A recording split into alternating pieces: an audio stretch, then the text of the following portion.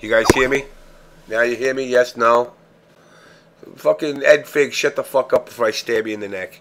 You guys hear me? Yes, no? Check 1, 2, 3, 4, 5, 6, 7. You guys hear me now? I'm not talking to myself, Virgil. Yes, now you hear me. Alright, so we hear me. Alright, so anyway, guys, let me get back to what I was saying. Last couple of weeks, a lot of shit's been going on with me personally, with my family. So I've been dealing with that, plus work. Had a successful event, Big E, over at NEC. So attended that.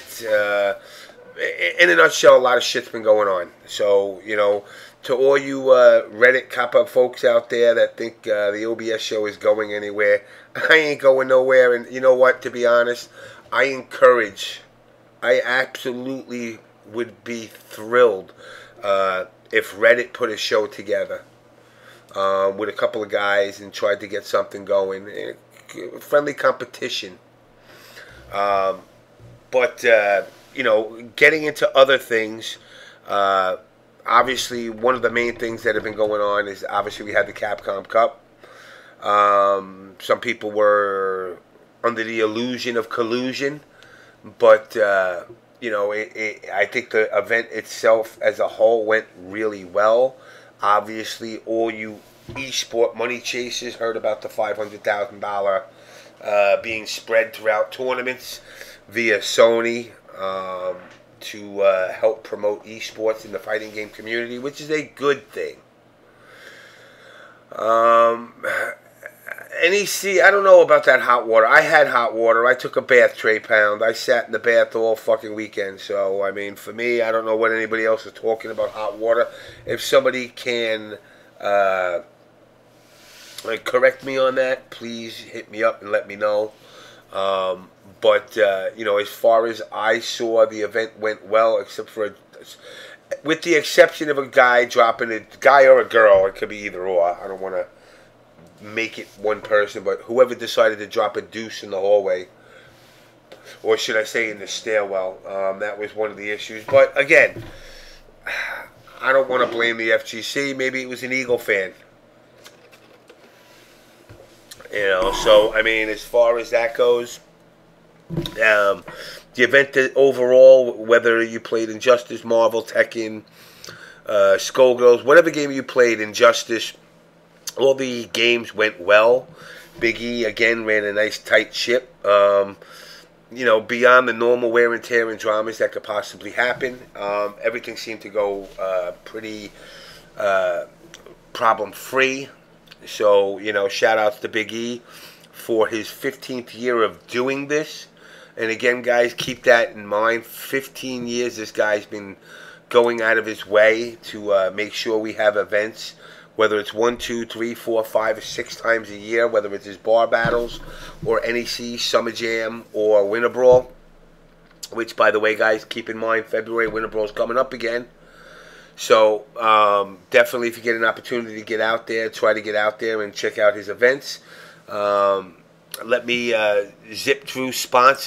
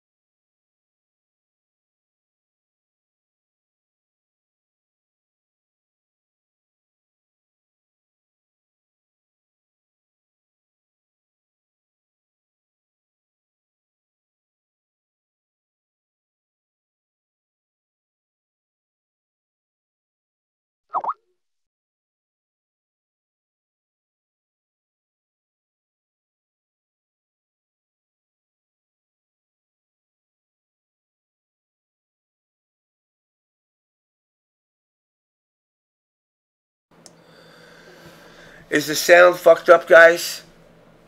You know, if the sound was fucked up, I apologize. I don't know. I gotta tweak this thing out. Like I said, I haven't had time. I've been very busy, so there's been a lot of stuff going on with me. But you know what? I can see right now why there was no sound. I got to add the mic now to each scene source, which is kind of annoying, but I will do that down the road. Again, guys, you know, I just upgraded this version, and in a nutshell, I gotta readjust to it because I haven't even really sat with the tweaks and the differences between the last version and this version. But from what I'm seeing right now, you got to add scene sources to every scene, so we'll deal with that. Yo, what's up, Firewall? But you know, guys, again, you know, Capcom's got their thing going on here with the $500,000 for Capcom Cup next year. And I mean, I'm getting the salty replies from people saying, how dare they, yada, yada, yada. Look, you know, you guys as a community either have to grab your balls and accept it or don't accept it. But either you're going to be esports or you're not. If you decide that you don't want to be esports, that's all you. If you do want to be esports, then, you know, guys, you know, you got to clean your image up. You can't be shitting in hallways.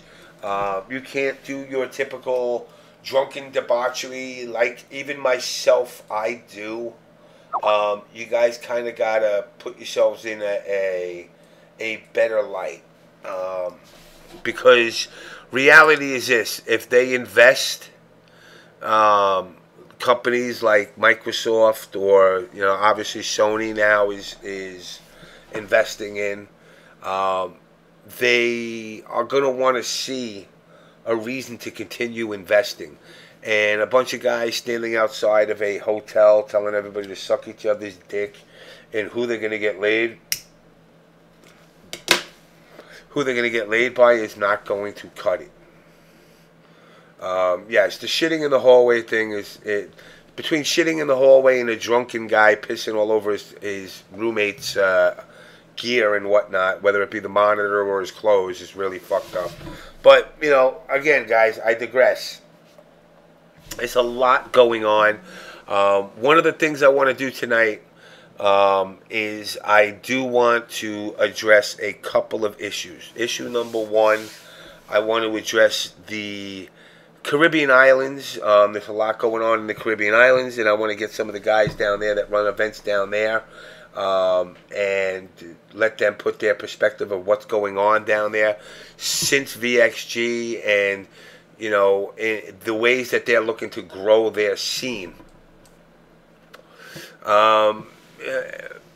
Wing Zero Requiem. You know what? I'm hanging in there. You know, right now that's basically all I can do.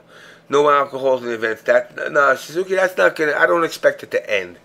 But, you know, what I do expect is people to be able to drink alcohol and not act the total fool. That's very important. You know, again, we just had an event where somebody, whether it's in the FGC or an Eagle fan, taking a dump in a hallway is nasty. I can't even describe the nastiness to that. All I know is if I was an employee of that hotel and they told me to clean it up, that would probably be my last day because it wouldn't happen. So, you know, with that said, let me add in quick Mr. Anthony Russo first, just to check. I don't even know if his thing's going to work. Now, AJ runs the Monster Series on Long Island. Yo. Hey, what's up, man? All right, you sound clear, crystal clear. Perfect. So, we got AJ Russo. Introduce yourself to the folks out there so they know exactly who you are, because I'm not going to give you your bio for you. You got to earn it. What's going on, guys? Hold on a second. AJ, I got to turn this shit off. You got to turn the volume down, yeah. Yeah. I hate listening to my own voice. Yeah, no, let me turn that off. What's going on, man? I'm ready. All right. So, just give everybody a rundown of what you've been doing for the last couple of months as far as events, where, so people know where they're going on. I am going to, while you're speaking, I'm going to. Actually, I can't because I didn't add the fucking. Yeah, I did. Hold on, It's hold on. fine. I didn't add the sound. I didn't add the sound.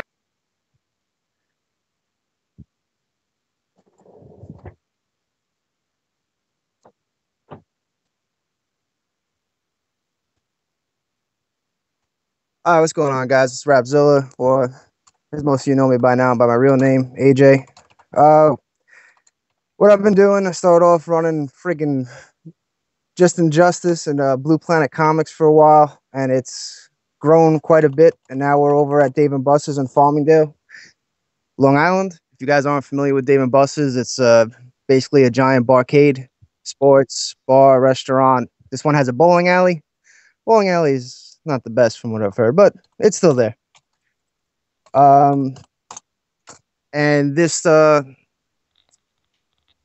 main games are Injustice, Street Fighter 4. We got Killer Instinct, MK9, and now we're adding the new Smash. And it's going to be on January 17th from 2 p.m. to 12. And it was called Paradise Lost. You guys can hit me up on Facebook. It's Monster Island Tournaments. Just look it up. That's the group. You can ask permission to get in, or just hit me up on Facebook. It's AJ Russo. Russ. Oh.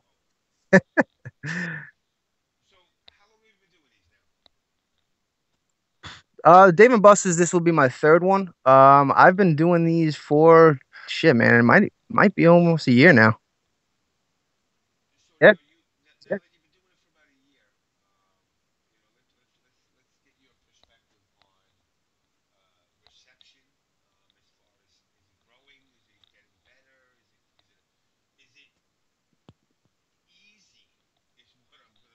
Is it easy?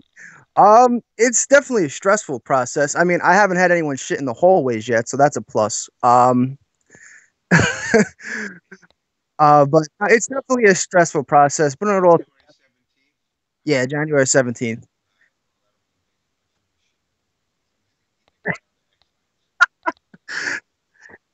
Um, it's definitely been getting easier as keep on doing them, getting the whole process down. I'm a organization freak.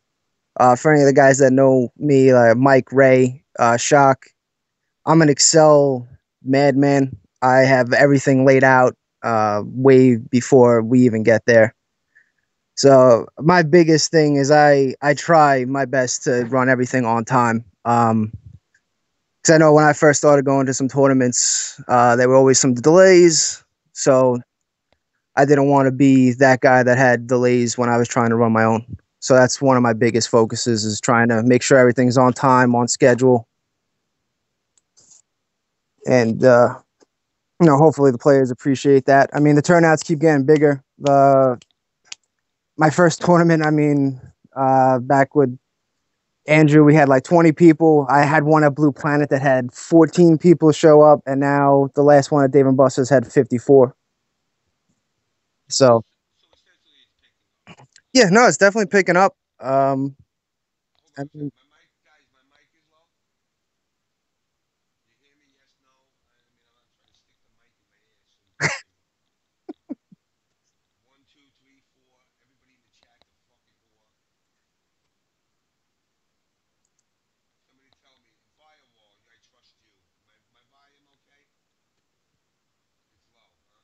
so Firewall, what's going on, man?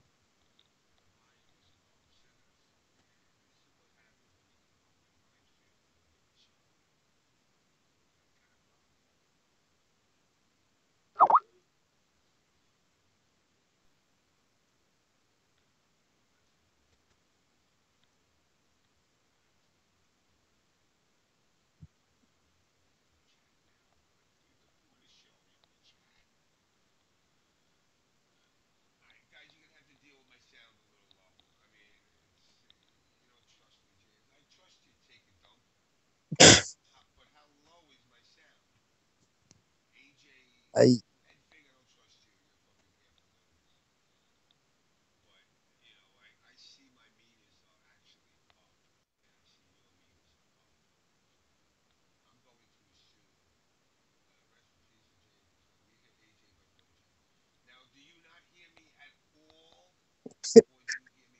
It's just me answering questions that aren't being asked. Yes.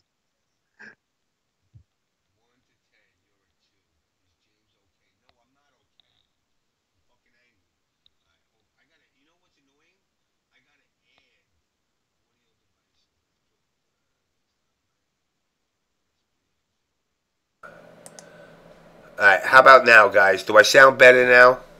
Yes, no, maybe, otherwise. I gotta tweak all this shit. That's what's gonna annoy me.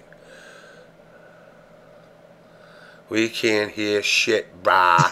Oh, jeez. That's not good. They hear you though, so it's like your show. Take over. You talk, and you get your shit out there while I fix my sound. All right, I'll just go on the whole spiel. All right, so January 17th, 2 to 12. You can pre-reg.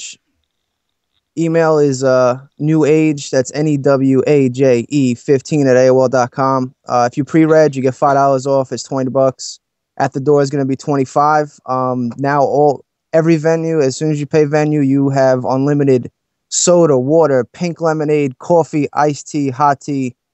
That's all unlimited throughout the whole day. We'll have the waitress bring in pitchers and whatnot, but that's included in the venue now. Every now and then I go to the break or in Jersey. So if you catch me when I'm there, you can definitely give me the venue there if for whatever reason you do not have a PayPal account. Or on Long Island, I go to the arena, L.I. Joe, Sweet Johnny Cage every now and then too. So you can hit me up there. Big thing I like to do is all the games get first place trophies and second and third place get medals. It's a 90-person ballroom. Can I have a medal? Oh yeah, man. I got like some left over. You can have one. I want like a medal for like first place for, I don't know, Street Fighter 4 or something, just to give me some points that I can. You want like, that Street Fighter cred? All right, I need some street cred. Well, I'll talk to Phil. I'll see what I can work up. I want like, how about #1 almost champion? We'll see what I can do. Make it happen. Make it so. By the way, just to interrupt one more time. What you got? Godzilla sucks dick. I just want you to know that. I mean, that's just, you know, Gamera whoops his ass. You like the giant flying turtle. I like fucking turtles, okay? Indestructible giant fire-breathing lizard. I get it, man. I get it. He likes children. Yo, Godzilla likes children, man. He had a kid. He had a kid. Fucking, they didn't have a kid. Had to like breathe fire and shit. He was walking around on his tail. Like, Godzilla's a father. You know? Is it a father or is it a mother? Who did he fuck to make? Who did he fuck to make that little fucking, that little squirrel-looking plastic fucking doll? He just pops it out. I don't know, just magic. So he's asexual. Oh, yeah, sure. Let's go with that. He fucked himself. He fucked himself. Gamera didn't have to do that, just to let you know. Well, that's why, you know, he's alone in the universe, bro. No, that's he's how the you got guardian the of nothing. Ninja. No, that's how you got the Teenage Mutant Ninja Turtles. Right? They're his kids, his offspring. Anyway, off of that subject for another time. Let's get back to your next event. Gotcha. All right, guys. The ballroom that we have in Dave & Buster's is pretty freaking sweet. 90-person ballroom, AC. We got a stage with a giant projector. All the systems are Asus monitors. We typically, like 90% of all the setups have speakers to them. The stage setup, the stream setup will be by 8-way run this time. They're coming down, Jaxel, KDZ. They'll be streaming this event. Every game's $10. And if you're just coming down to spectate, that's just a flat 10 fee. The Facebook event, you can just type in Paradise Lost. It should come up because I'm pretty sure not many things have that title. You'll just see like Injustice, Street Fighter, yada yada, on and on. if you put the link, you can either put it in the chat if you're watching it, or you can put it cut and paste it over to me in a message, and I'll put it in there too. I'll do that right now. So, what do we got as far as prizes? Because that's something very important. Yes. All right. People like prizes. So what we're gonna do, I am putting a $100 pop bonus on Smash for the Wii U, and I am also throwing, since the biggest turnout that we had at the last event was Street Fighter 4, I'm throwing also a $100 pop bonus on that as well. So, guys, you know, there's a couple of bucks to be made because, you know, you lazy, unworking motherfuckers who have no money, no jobs, no aspirations to even work, that you're chasing your esports dream. You got an opportunity to make a couple of bucks. Again, hey, I'm going to throw the link up right now. Who is this? Bolarama. Oh, God, Bolamore. That's that fucking bowling alley in the city. All right, there we go. Let's put that whole thing into the chat. Also, just want to throw out there, those pop bonuses are sponsored by me. There's no sponsors. Wait. Me is what? I don't understand. Me is. Me is in. What is that? What corporation is that? Yeah, Windows ME. Yeah, Windows ME Inc. But yeah, no, not sponsored for everybody. I do this for all the guys that come and support. I got a great following that's been pretty much following since Blue Planet, where we were. If anyone's ever been to Blue Planet Comics in the basement, the owner, Joe, great guy, but we were virtually playing in like a crack dungeon. So I appreciate everyone that kept coming out month to month and supporting that. But due to that, I've now been able to move it on out. So, and it's the holidays, so pop bonuses from me to you guys. That's a good thing, because you know what? Like I said, you know, and I've been watching. You know, I've been watching you do your events, and I'm watching them grow. I've been watching them grow steadily. You know, you've obviously put a lot of work into it. You know, the fact that you're doing it like a Dave and Buster's and not in Billy's dungeon somewhere in the middle of nowhere. Yeah. It's a good thing, because you're incorporating, which is one of the things that I always say to people. It's like, you know, guys are always saying to me, like, oh, man, what should I do if I do an event? First of all, do it somewhere where they're not only dependent on just sitting down with a bunch of stink asses who don't want to shave or shower, and do it in an environment where you have the opportunity to walk around and see things, eat real food, not, you know, a bag of chips, you know. Yeah. So, I mean, and for you all that's old enough to drink, you know, Dave & Buster's serves alcohol. Yeah, I love the Dave & Buster's menu, man. I mean, not just because I run tournaments there. It's pretty much one of the biggest Dave & Buster's I've ever even been to. I think it might even be bigger than the one in the city. So I think it is actually bigger than one in the city. I think it's the biggest one they have, at least in the tri-state area that I know of. Yeah. But no, I mean, I'm glad that you've been doing this now, and it's and the numbers are going. I didn't go to the last event. You know, obviously, like I said, I'm going through a whole bunch of shit. But, you know, guys in the chat that are in the tri-state area, I mean, I don't expect somebody, I'm sorry, AJ, I'm not going to have somebody fly from California, though. It would be nice. Yeah, no, that'd be great, but I can completely understand. If anyone does want to do that, hit me up. You're more than welcome to stay at my place for the weekend if you're going to make that kind of trip. Now watch, you opened up your fucking mouth, 13 people will show up. It's all right, party at the house. Oh, as for the location of Dave & Buster's, it is right by the Farmingdale train station off the Long Island Railroad. It is literally a 5-minute drive from there. So if you're planning on taking that, let me know. I could schedule to either get someone to pick you up, I'll pick you up personally, or, I mean, there are a ton of cabs there. I'm sure it's like a $5 fare from there to Dave & Buster's, if even that. It's that close. Or if you're rich like me, you could just fly to the airport and get dropped off at Republic Airport right in the backyard, and have the limo drive you from the airport to there. I mean, that's how I do it. But another big thing. This will also, I'm almost 100% sure.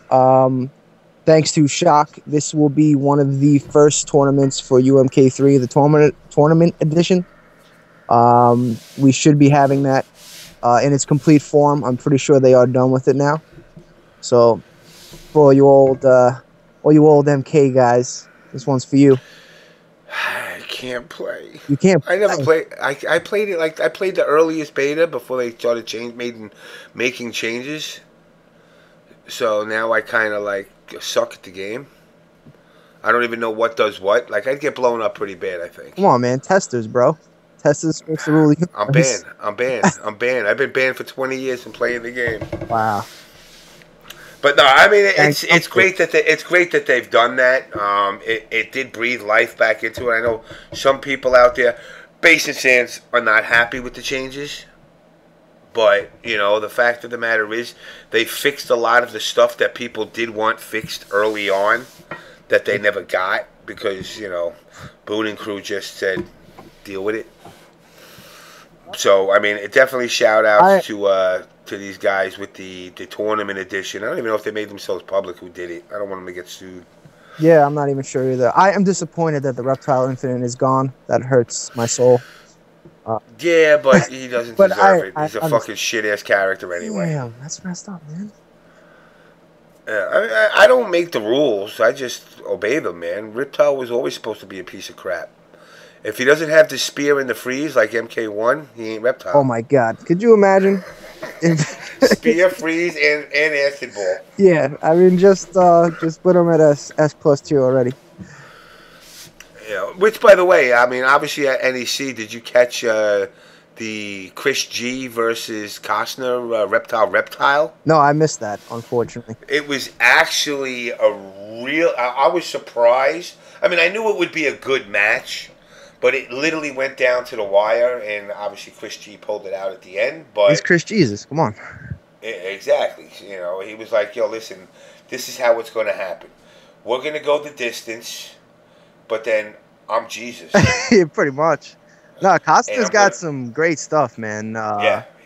His option select off the dash into slide, like in case you jump, is... When I first saw it, I was like, holy shit, how the hell did I not think of that? That is too good. But then again, it's just Chris Jesus. Speaking of that, and NEC, shout outs to Slayer, because Slayer literally sat around for, I don't know, 3, maybe 4 hours waiting for Chris G to finish up the 5v5 Marvel to play the losers finals. So, and then he ended up pulling it out too. So that was big shout outs to Slayer for... Yeah, shout outs to all the West Coast guys that came out. Him, Tyrant. I mean, these guys, I mean, obviously the EG guys, they're all great guys. But, for the MK community / Injustice, because I will not call it the NRS community, the fact that they came out, just to compete with the Northeast after all the turmoil and bullshit that comes with the NRS community and East Coast versus West Coast versus South. Yeah, I don't get it. Versus Chicago. I don't understand it. I'm not going to try to understand it. I just kind of say whatever, dude. You know what? You want to be a big baby about shit, then be a big baby. But at the end of the day, I really don't give a fuck. The event went well. Watching Injustice was actually pretty hype coming from a perspective of somebody that don't even play the game. Yep. No, I thought it worked out well. I mean, I tried the whole ranking system that I used to seed everybody. Worked out pretty well. I'm pretty sure out of the 16 people I seeded, 15 made it out. So it seemed to be Why pretty. didn't you put me? Why didn't you put me at like the number 1? 3 spot? 3. Spot. No, I'm not greedy. 3. Just 3? All right. 3. I'll have to do a revision next time. Yes, collude. We'll collude. Yeah. But I mean, overall, like I said, NEC went hitch free. Yeah. It was great watching it. It was great seeing guys. Again, for a game that I don't play, to see 120 some odd people show up is actually pretty cool. I know a lot of people now that Capcom and Sony are doing the $500,000. Yeah, I can't Spread match amongst that. all the events. Spread amongst all the events, people. Keep that in mind too. There's not one. Nobody's walking off a $500,000 heir or whatever the hell you would Still, call it, I mean, half a millionaire. that's a lot of prizes. Yeah, That's good stuff. So that's can't but top that. That's no, I can't even. I can't fuck with that. I'm like, you got me beat, man. Really? You like, I put my little fucking chump change in there and thinking I'm all like, yeah, that's right, motherfucker, I got this shit. And they're like, oh yeah, by the way, we wipe our asses with what you put in. yeah. And I'm just like, okay, I'll shut up. I'll go back to my show. You know, but I mean, overall, I mean, the fact that they're doing it, you know, I'm starting to see the jealousies. Or what are they gonna get from the same people that when MLG was throwing money into the NRS community, they were telling the Street Fighter people, yeah, suck our dicks. And I'm like, really? You went from suck our dicks to holding your hands out and saying, I'll suck your dick for $1. Yeah, man. You know, I don't all that kind of drama stuff. I mean, you've known me by now. I just kind of yeah. I don't really get into it. I just want to have fun, play some video games, and have a good time. You know, that's what I feel it should be more about. I mean, I remember when I first came to Test Your Mic, it was a great site. I mean, THTB taught me Reptile pretty much. I mean, now it's kind of just let's bash, and whatever. That's all it is. I actually, you know, I had made a post today, as a matter of fact. I think it's the first time I made a post, and I don't even know. OBS better take that 500K. You know what? Rare Candy, that would actually be something pretty off the hook if, like, a combination of OBS plays. Like, remember when VSM went to MLG Columbus, and it was like $40,000, and we took like 38,000 of it?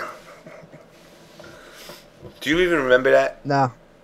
Yeah, well, we went to MLG, and we took all the money. Oh yes, I do remember that. No, and it was like 40 grand, and we took like 38 of it. Yeah, that was. You know, it would really be pretty fucking awesome. Yeah, no, let me tell you something. I don't see too many MK players being able to transition over to Street Fighter, especially quick. No, I mean Street Fighter is it's just a different game. I mean, it's different from every possible. And again, that don't mean it's better. It just means it's different. Some people like fucking apples. Some people like oranges. You know, this mentality that people in this scene have where my game's better than yours. This needs to have fireballs need to cancel, and this needs to happen. Yeah. Listen, you don't make video games. Yeah, but I mean, if they were all the same, then it'd be boring as hell. Exactly, and we all just stay with Street Fighter. Yeah, I mean, I'm pretty decent at NRS games. I cannot play Street Fighter for the life of me. It's just above. I've tried, and it doesn't click with me. That doesn't mean I say the game sucks, but it's just not for me. I'm terrible at it. Yeah, and again, flat out. Wow, what the fuck is that? Yo, man, why people gotta be doing that to me? Throwing me pictures like that, like right in the middle of my fucking show. You know, but again, it's like guys gotta understand that they're two different animals. There's nothing wrong with trying to get your piece of it. You know, and it's something that I said to the Capcom community when the NRS community was getting that MLG money. I said to these guys, you should support the game because it's not supporting the game as much as it is the overall community. And now I'm going to say it the other way around. MK players and Injustice players, go out there and try. You might find out you might be the best motherfucker in the game. You don't know. I would love to see Sonic Fox play some other games. I would definitely love to see him play it. I think he'd be good in Marvel, to be honest. I don't think he can do it in Street Fighter. So far, it doesn't seem to matter what he picks up. He's just a beast. She even said to me, though, Street Fighter's not his thing. Like I said, it's not for everybody.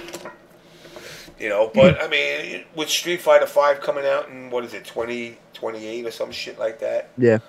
You know, and everybody's all of a sudden all hype. I'm like, dude, it's like 20 years away. You know, by the time it comes out, you'll have 5 more renditions of Street Fighter 4. Yeah. But you know, again, you know, the fact that Sony stepped up to the plate, maybe Microsoft will next. You know, with maybe KI or you know maybe they'll. I mean, they're not going to do an exclusive, obviously, but I mean, if they can start throwing some money, you know, I don't look at it as the esports money as much as I do as relieving some of the tensions that have been there as far as the FGC as a whole being accepted into the esports universe. Because to be quite honest, we are the redheaded stepchild. You know, I mean, you know, you've been to MLG, right? I have not been to an MLG actually. You know, when they did the MLGs, the StarCrafts and all the other Call of Duties and whatnot were going on, and we were just kind of shoved in the corner. Yeah. And even when we weren't shoved in the corner, like MLG Columbus, the first year, we weren't shoved in the corner. But then those people didn't come to check out our game, but we checked out theirs. You know, and it's like, you know, we are on our own. That's why, you know, TO's like, yes, I'll say it. You know, Big E, Larry, Keats, Alex Vi, you know, they're not making $1 million. And I'm sure you can attest to this now that you've actually been on the other side. I mean, when are you cashing in your fucking, how many people turned out at your event? Yeah, dude, I just brought my Ferrari last week. I figured a Ferrari or you bought a yacht. I mean, you're on the island, so you might buy a yacht. Yeah, no, actually, the last one I didn't even break. It is what it is. It got very low on your mic. I didn't even break. You went really low on your mic. You're like, I didn't break. But yeah, no, the last one I actually didn't even break even. So, yeah, it is what it is. Sometimes it's good, sometimes it's not. But it's for the love. I still enjoy doing it. It sounds fucked up, but for the love of the game. Yeah, pretty much. You know, I mean, if you go into it expecting to make $1 million, you're going to be one of the most disappointed people out there. Yeah, no, this is not a. I mean, it obviously has potential. If the scene could come together, like you said, not shitting in hallways and pissing on whatever that whatever that nonsense was all about. But like, I mean, there are games out there. Look at League of Legends; they fill out arenas. It's guys making $800,000 a year streaming, for God's sakes. I mean, there's crazy stuff going on. I mean, there is crazy stuff going on, and that's something that, I'm going to address a little bit later as well.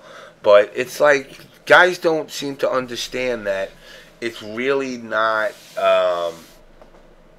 it's not easy. Oh, no. We got Arturo's and Spooky. Spooky ain't making $800,000 a year streaming. The dude bust his ass to get what he's got. Yeah, shout outs to Arturo. He streamed the last event, and it was awesome. He did a great job.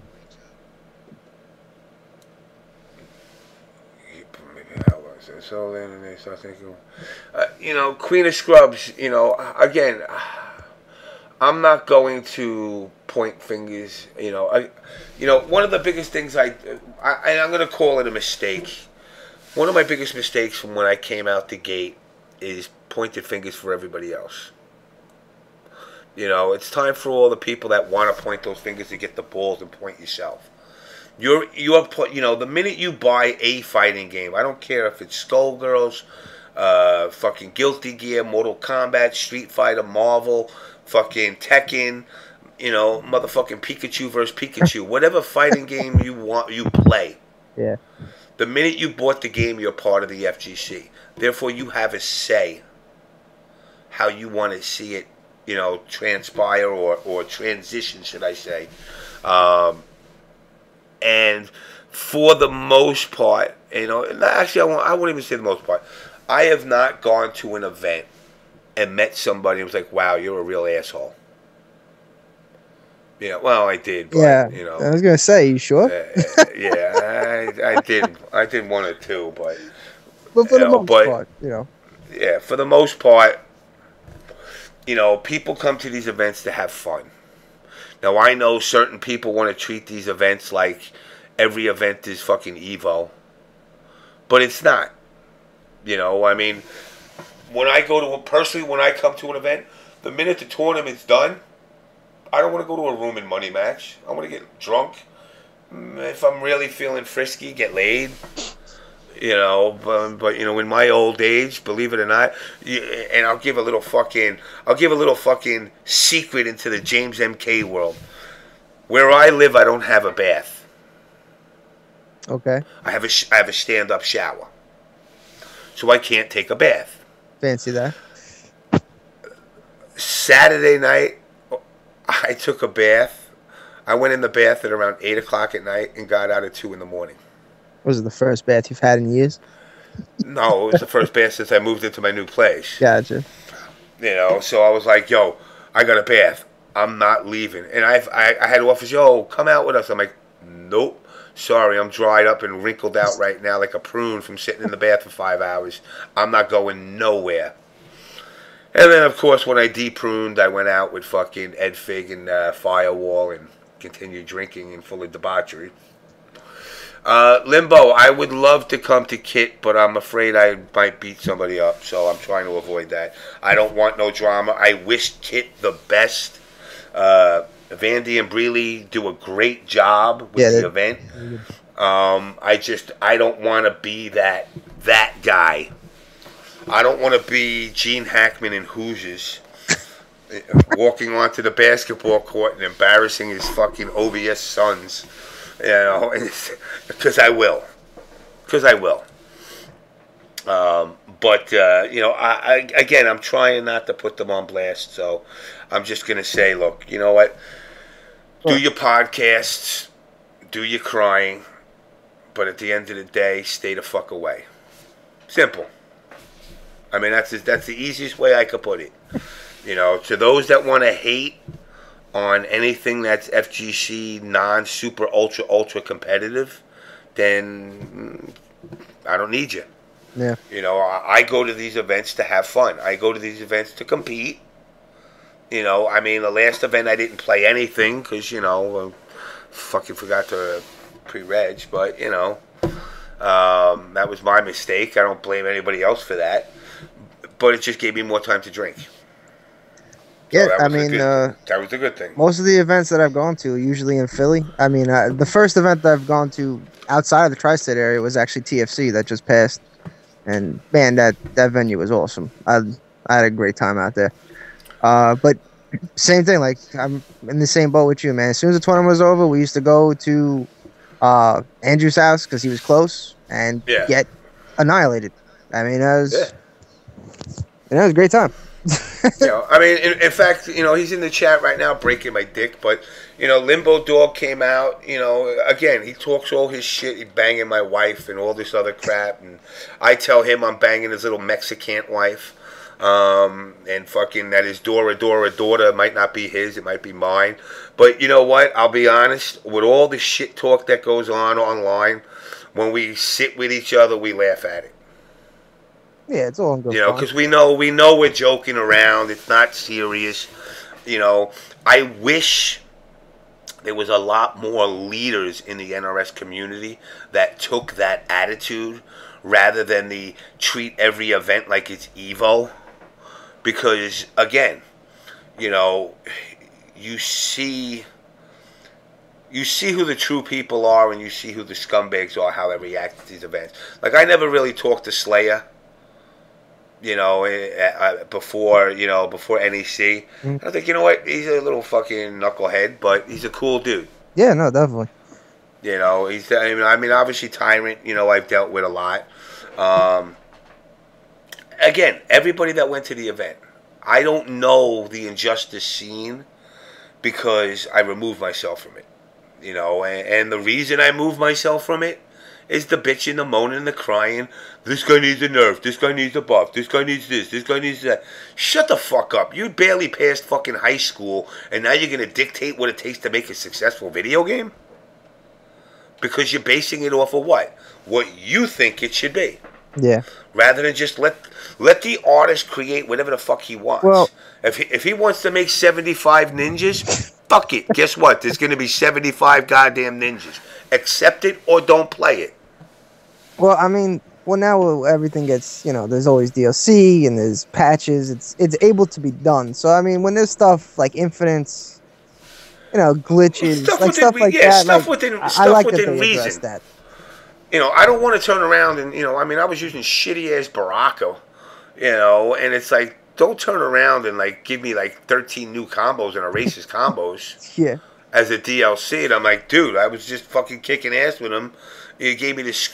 Now, I can understand nerfing a guy down if he's got an infinite. I personally, I know Rio's going to hate me for this. I would have nerfed down the instant air gas blasts. Oh, yeah. I would have definitely, especially, at a time when Rio was getting, like, 3 of them out on screen when they were like, no, you can only do 2. And, like, he would have 3, and, like, the front one fades as the back one comes out. And I'm like, really? Yeah, no, my biggest issue with their patches in general have always been that the DLC characters, usually, like, the last 2 or 3 of them, they don't touch them. Like... So you have the full cast that you've changed and changed and changed. And then you have these new characters that, I mean, with Injustice, my biggest problem with the game from just a regular standpoint of the DLC characters pretty much broke the whole meta of the normal cast. Like, you had the normal cast, no one teleported. You had Ares who teleported, and that was it. Then the DLC comes out, and everyone teleports, except for Lobo. It was just like, wait, hold on a second. Like, what's going on here? So it was just very odd that the DLC characters would just look like they were made from a different game. Like, they just... And then, I mean, they just didn't touch any of them. I mean, they buffed Martian with the teleport for no reason at all. It was just like, hey, no, here you go. It's like, all right, whatever. Well, no, I still love the game, though, so it doesn't matter. But, I mean, that's only been my complaint seeing from MK9 to this, was it seems like the DLC characters don't get the same overlook as, the rest. Well, you know what it is? The DLCs, like, I think DLCs are always treated like redheaded stepchilds, that what you see is what you get. Like, Freddy was like that. They just kind of like, yo, let them rock. Yeah, no, I mean, I get it. They have to be good, because if they were terrible characters, you wouldn't sell them. It's like, oh, yeah, here, download this character that is awful. I mean, I get it, but at the same time, but, can't control that aspect of it, so I don't really worry about it. Well, let me do this. Hold on, because I got to see if this... my buddy, my chum, where are you? Let me add you in now, Mr. Val.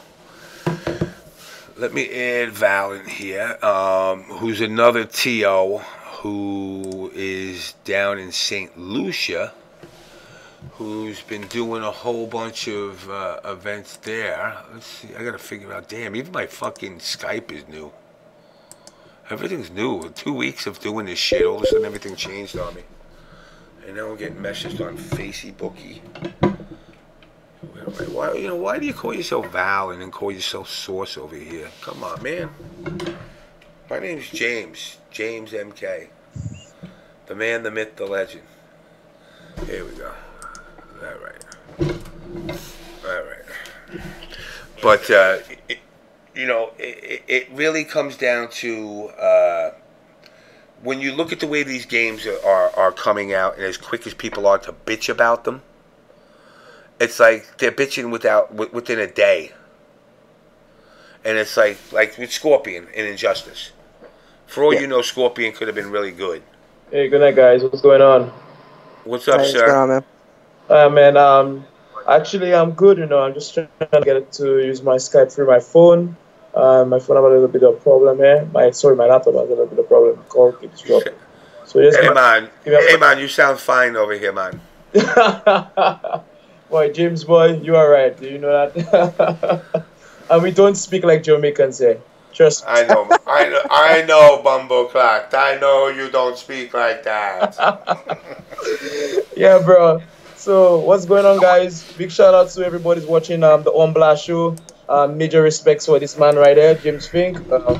Been a close personal advisor to me and everybody else within my organization. I'm Valdez from St. Lucia, formerly known as the most maniacal, the craziest motherfucker on this whole fucking island.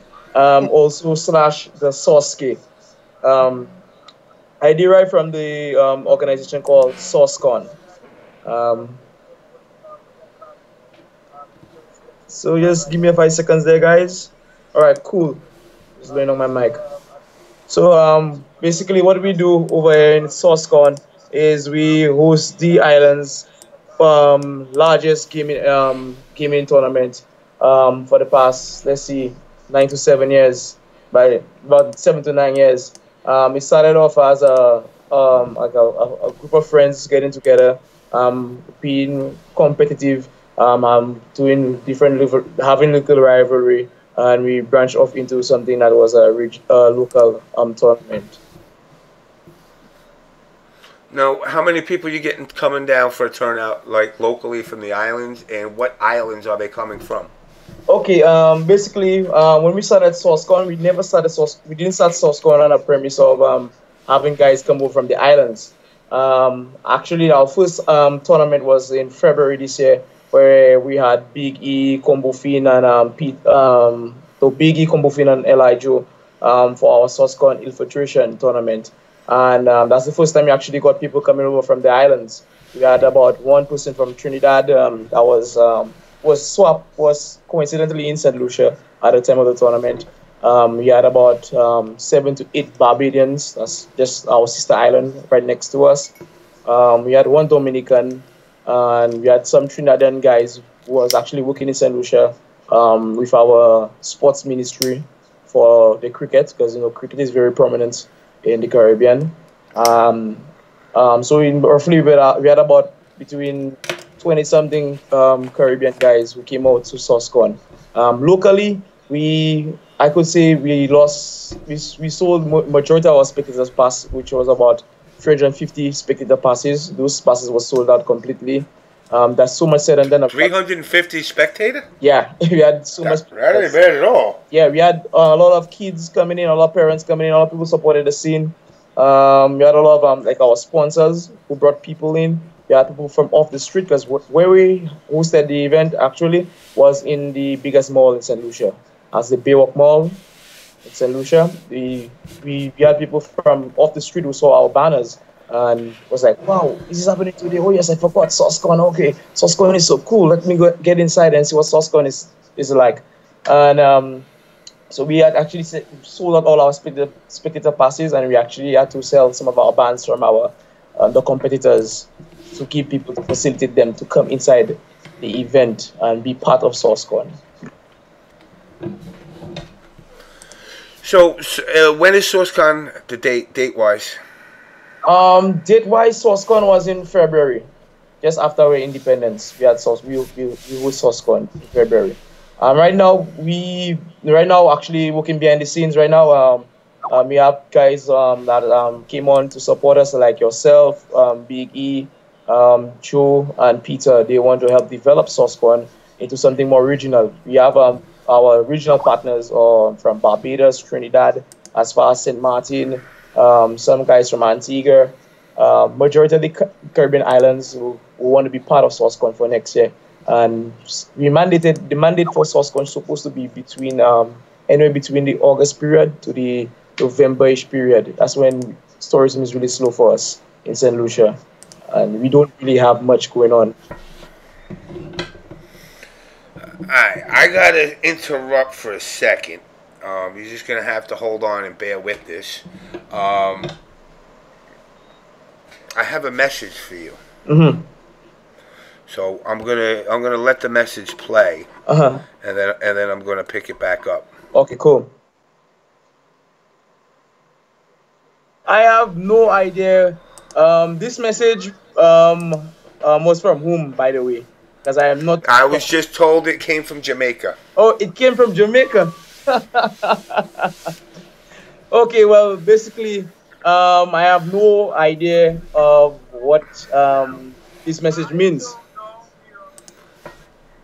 I'm baffled myself. You know me. I'm like, hey, I got a text saying, "Do me a favor, play this song." I said, "You got it. It's a song that he'll like." And then when I heard "War," I said, "Wow, War, really?" Yeah.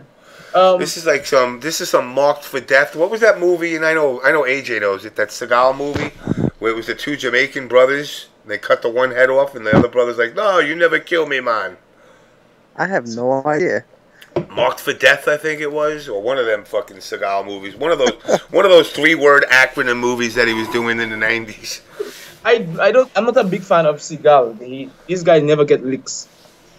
No. This guy never gets down. Nothing. No beating, nothing. No, and he always beats up mobsters. Why would he beat up mobsters? They don't stop coming. In the real world, at least. So, all right. So, I was told about something called the CEA. Mm-hmm. Can you explain to me what that actually is? Okay. Wow, that's like that's I was actually talking to the guys about that. We don't want to actually come out and announce anything, James. I'll be honest. And if this came from Jamaica, I'm severely disappointed because we do make group discussions and a group forum, and we discuss that we don't really want to announce anything until we firmly establish the board and the executives. But the CEA in itself is actually what majority of our tournament organizers from around the Caribbean region has joined together. We have unified, and we decided to form this alliance. It's called the Caribbean Esports Alliance. That's why the acronym stands CEA. In our efforts, we realize that there's a lot of untapped potential within our region, and I was approached by one of my closest business associates from the other islands who does tournaments over there. I'd like to give a big shout out to Omar Squires. If any patrons in the building, make some noise. So we had the goals and the aspirations to believe that all initiatives can come together. And because of the experience I've gotten from VXG and many of the other events throughout the Caribbean region, including our own at SourceCon, I befriended a lot of them. So I decided, you know what, we'll use our initiative, and we all joined together to be proactive, to create and establish a board and authority, a governing authority, a regulatory board that can protect our memberships and also help foster some good business relationships within the companies within the Caribbean and the wider world. But I am just going to be a little bit discreet about it. The inner book is off. I mean, can you give me just a little bit of a breakdown as far as islands that are involved, maybe? Okay. All right. So right now we have Venezuela, Colombia, French Guiana, Trinidad. We have Guyana. I have Antigua on board right now. Barbados, St. Lucia, obviously.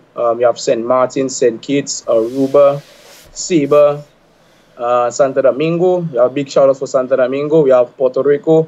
And basically, our basis right now covers about anywhere between 75 to 85% of the Caribbean chain right now. Well, obviously, Jamaica is as well on board the CEA. So, I mean, obviously, like I said, I know you said you can't really talk much about it yet because everything's still in the works. Yeah. So, I mean, basically, you guys are looking to put together we'll call it a coalition, I guess. It sounds so American. A coalition of islands that are going to work together to form basically a bond that will allow each island to interact with one another as far as for the events, cross promotion, not a east versus west, but look, we're all in this together. Yeah. Let's try to make everybody's events work right. Exactly. One of the major objectives of the association, and until we get aboard, decided to implement these and employ these principles, is that we know we want to make whatever that's working, we want to make it better, and what is not working, we want to make it good. And we decided, you know what, one of our main goals is actually the development of the different islands, those who has the potential, and those who actually we know that's prominent, and we want to increase the network into having it as not only a local tournament, but to have it as a regional tournament. Basically, like you said, we want to come together, but we still want to pitch the whole idea of being rivals to each other. We still want to see which island is the best island. I still say shout out to Santo Domingo. Santo Domingo have the best gamers in the whole Caribbean. And that's well. I'm gonna put you on hold for 1 second. AJ, you gotta run out. Oh yeah, I gotta get out. Or what? What do you got? Like a job or something to do tomorrow or something? Yeah. I have one of those to go to in the morning. That's bullshit, man. I thought we were gonna play.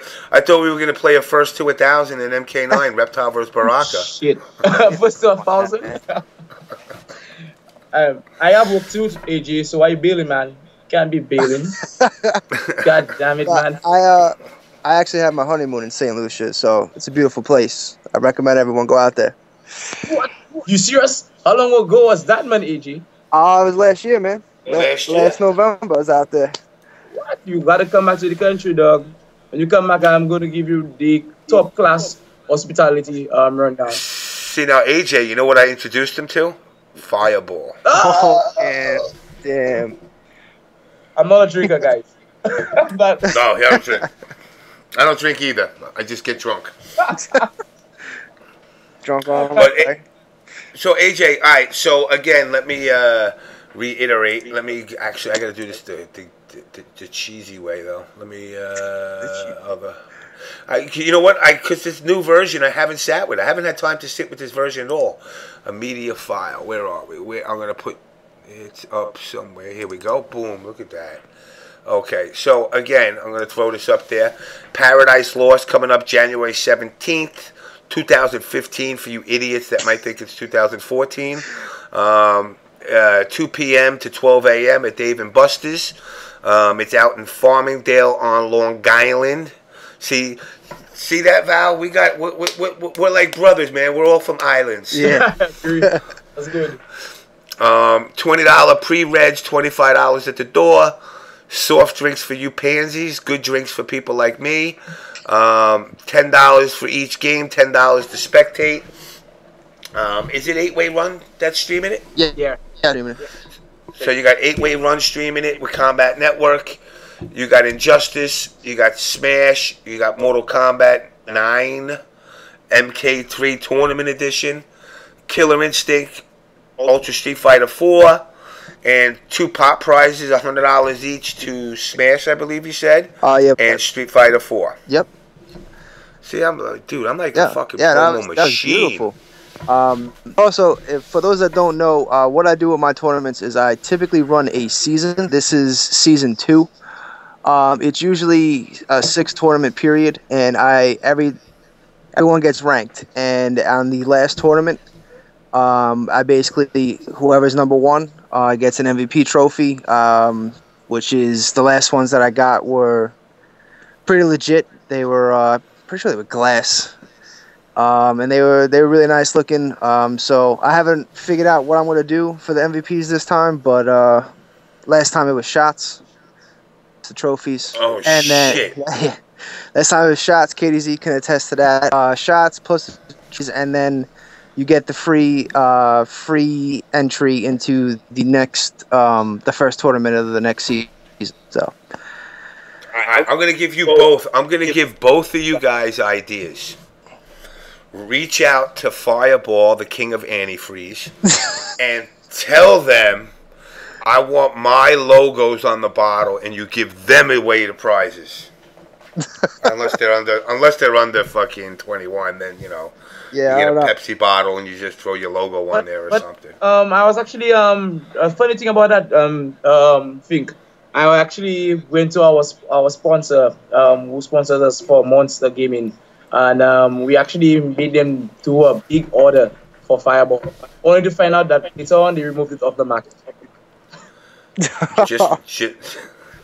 Just know this: I am going to need a lot when I come down there.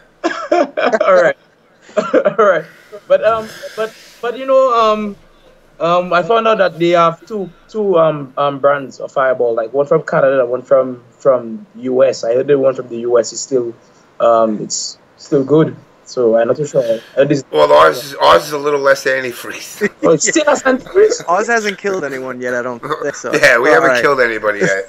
It depends on where you go. Like the European one is like probably the most purest of antifreeze, because that's what's killing people. Ours is a little less tainted, and you guys get the watered down version. So they're like, yeah, just the ones that didn't really make the grade of like high level enough to keep your car cool, we'll just send that to the islands. Okay, that's understandable. No one from the islands ever win a prize from these boxes, like them cereal boxes. Peel the box open and you get $1 million. I haven't heard in the 26 years of my life that anyone from the Caribbean ever win $1 million. In the 45 years of my life, I ain't heard about one motherfucker winning shit on one of them. And it's always some cat hitting lotto that's already a millionaire. Exactly. And you get these people that play every day for like 30 years, and then you get this one dude that I just got bored. Actually, oh shit, you know what? I gotta check my numbers. Thank you for reminding me. I could be, if I hit, my show gonna go like this. Guys, I got Val down in St. Lucia. I got AJ on Long Island. Fuck y'all. You'll never see me again. I hit $1 million. Blow me, kick me off Twitch, yada yada yada. I'm out of here, and you'll never hear from me again.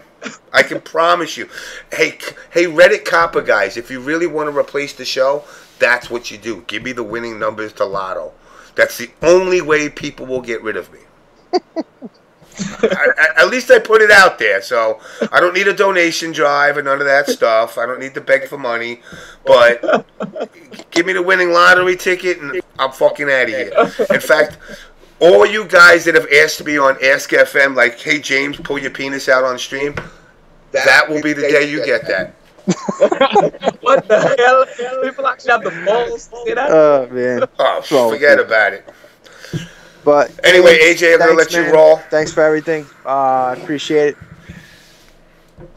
Absolutely no problem. You're always welcome on, and, you know, we got a while to go before your event, so you're always more than welcome to come on any week that you want. Can I get the link again, AJ, for your event? I want to like it on Facebook. James, can you help him out with that? I got you. I'm I got you. I'm going to put it in the chat right now. In our private chat. Illuminati. I realize. Had a great day. Great talk with you. Have a good night, guys. All right, brother. Enjoy. All right, let me reach out to this one dude that I hope he didn't bail out on me and I kept him up too late. I said 11 and it's 12. Okay. So, you know, anyway, so as far as your event, you've been doing your event now for a year. Last year it was received well. Now you guys are putting together a coalition of other islands. And I like to hear that because it's showing that it's not one person. It's not one person trying to be the king of the islands.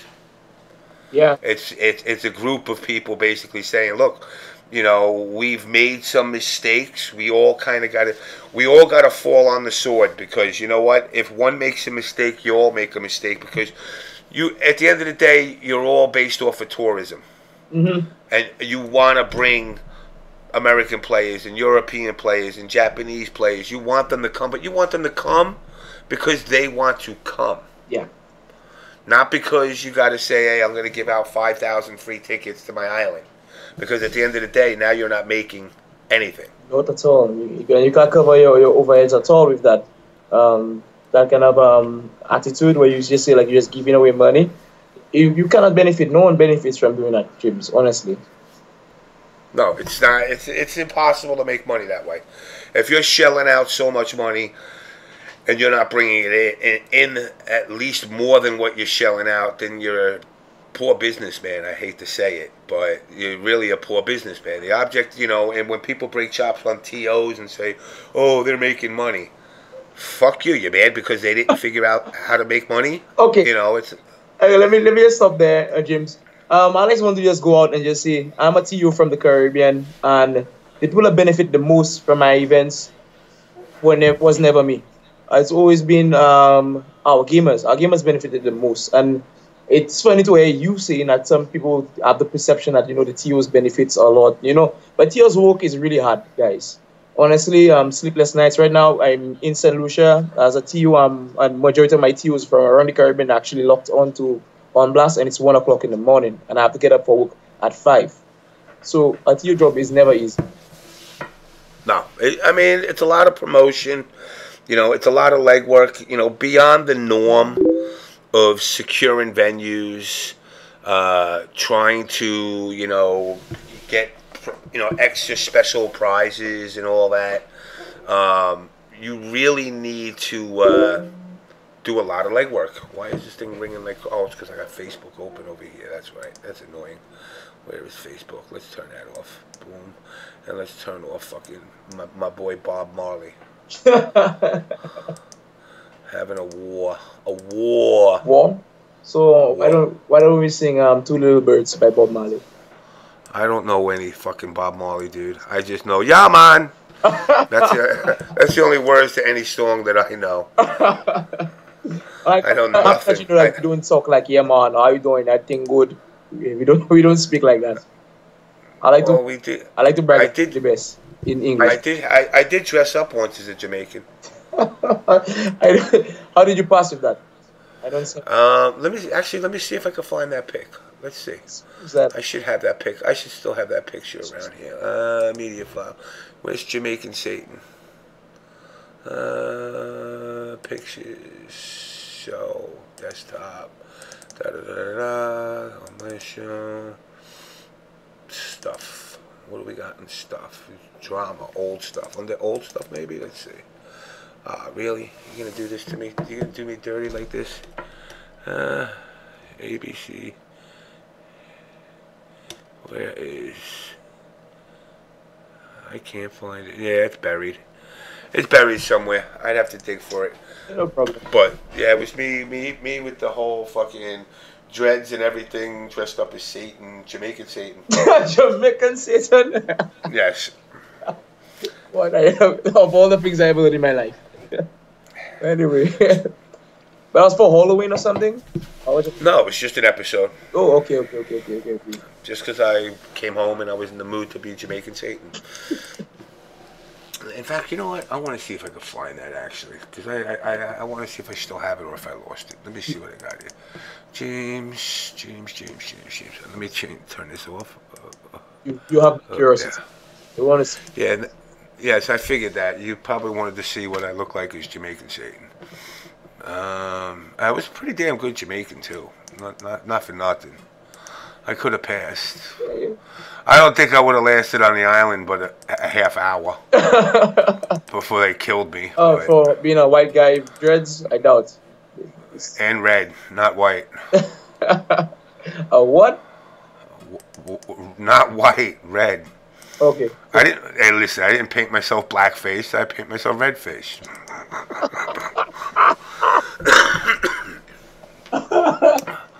Oh boy. Let me put in Satan. Satan got to come up with something. I just see Sauce Sticker in the building, guys. Sauce Sticker is my co-director as well of the Sauce Cons. Big up Sauce Sticker. Big up DarKNaTaS, you know. Thanks for showing the support, being there. Let's see, I'll find it. Hold on. Wow, I got so many pictures. Holy shit, I didn't even realize it. My computer is like full. Wait. It's got to be here somewhere. There's a lot of Triforce pics. Oh, it's that one. I never saw that one. Wow. You know, I got pictures that I've had.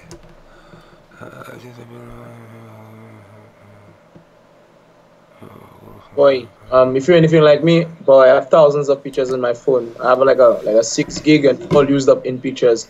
It's mind-boggling. I was like, how the hell do you use 4 point something gigs in pictures? Freaks me out all the time. Wow, you know what's funny? I actually, let's see, can I drag this? Let's see if I can drag. I don't even know. Can I drag this there? No, no. I got so many pictures that I never even looked at that people send me, and I feel bad because it's like people send me pictures that are really kick ass. Where are we? Which one is this? This is BCA. Where are you? BCA. Yeah, here we go. All right, let's go to this one first. This is Triforce Unchained. I'll put that one in the stream while I go through the other ones. And let's see what we got here.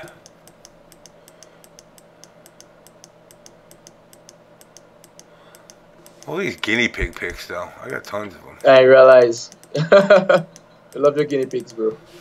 I love guinea pigs. Fuck y'all if you don't like guinea pigs. I can't deal with you then. Where is...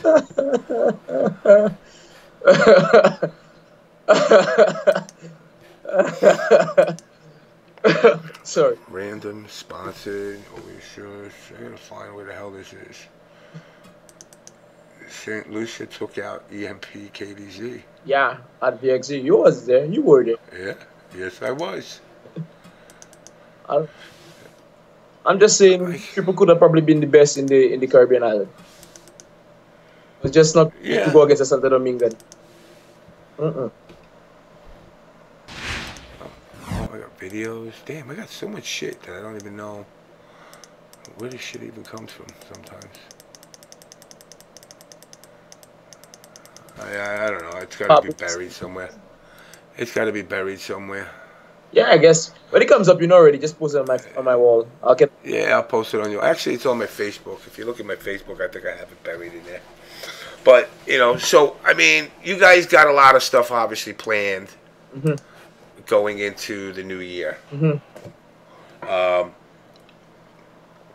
do you guys think you'll be ready to start making some announcements to at least stateside? Okay, well, we're gonna have some big announcements coming up in the new year. Like we're gonna start up the new year for bang. I would say safely right now we're actually in our election period right now where we're electing the board, the top 5 executives of the board, and we're going to be leaving, as you know, the board to deal with the legality of the association.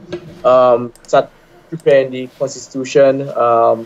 A declaration needs to be sent out through the different ministries of the Caribbean islands. I'm over here in St. Lucia. I've just registered my company, Value Sports Ministry here, and we've been giving consideration to Carifta Games, a Caribbean youth fun sports, kind of like an Olympics for the Caribbean, and it's going to be held in 2016. And we've been giving consideration as we do an Esports event for the Carifka sports meet, and that's a tremendous project right there for our organization in St. Lucia.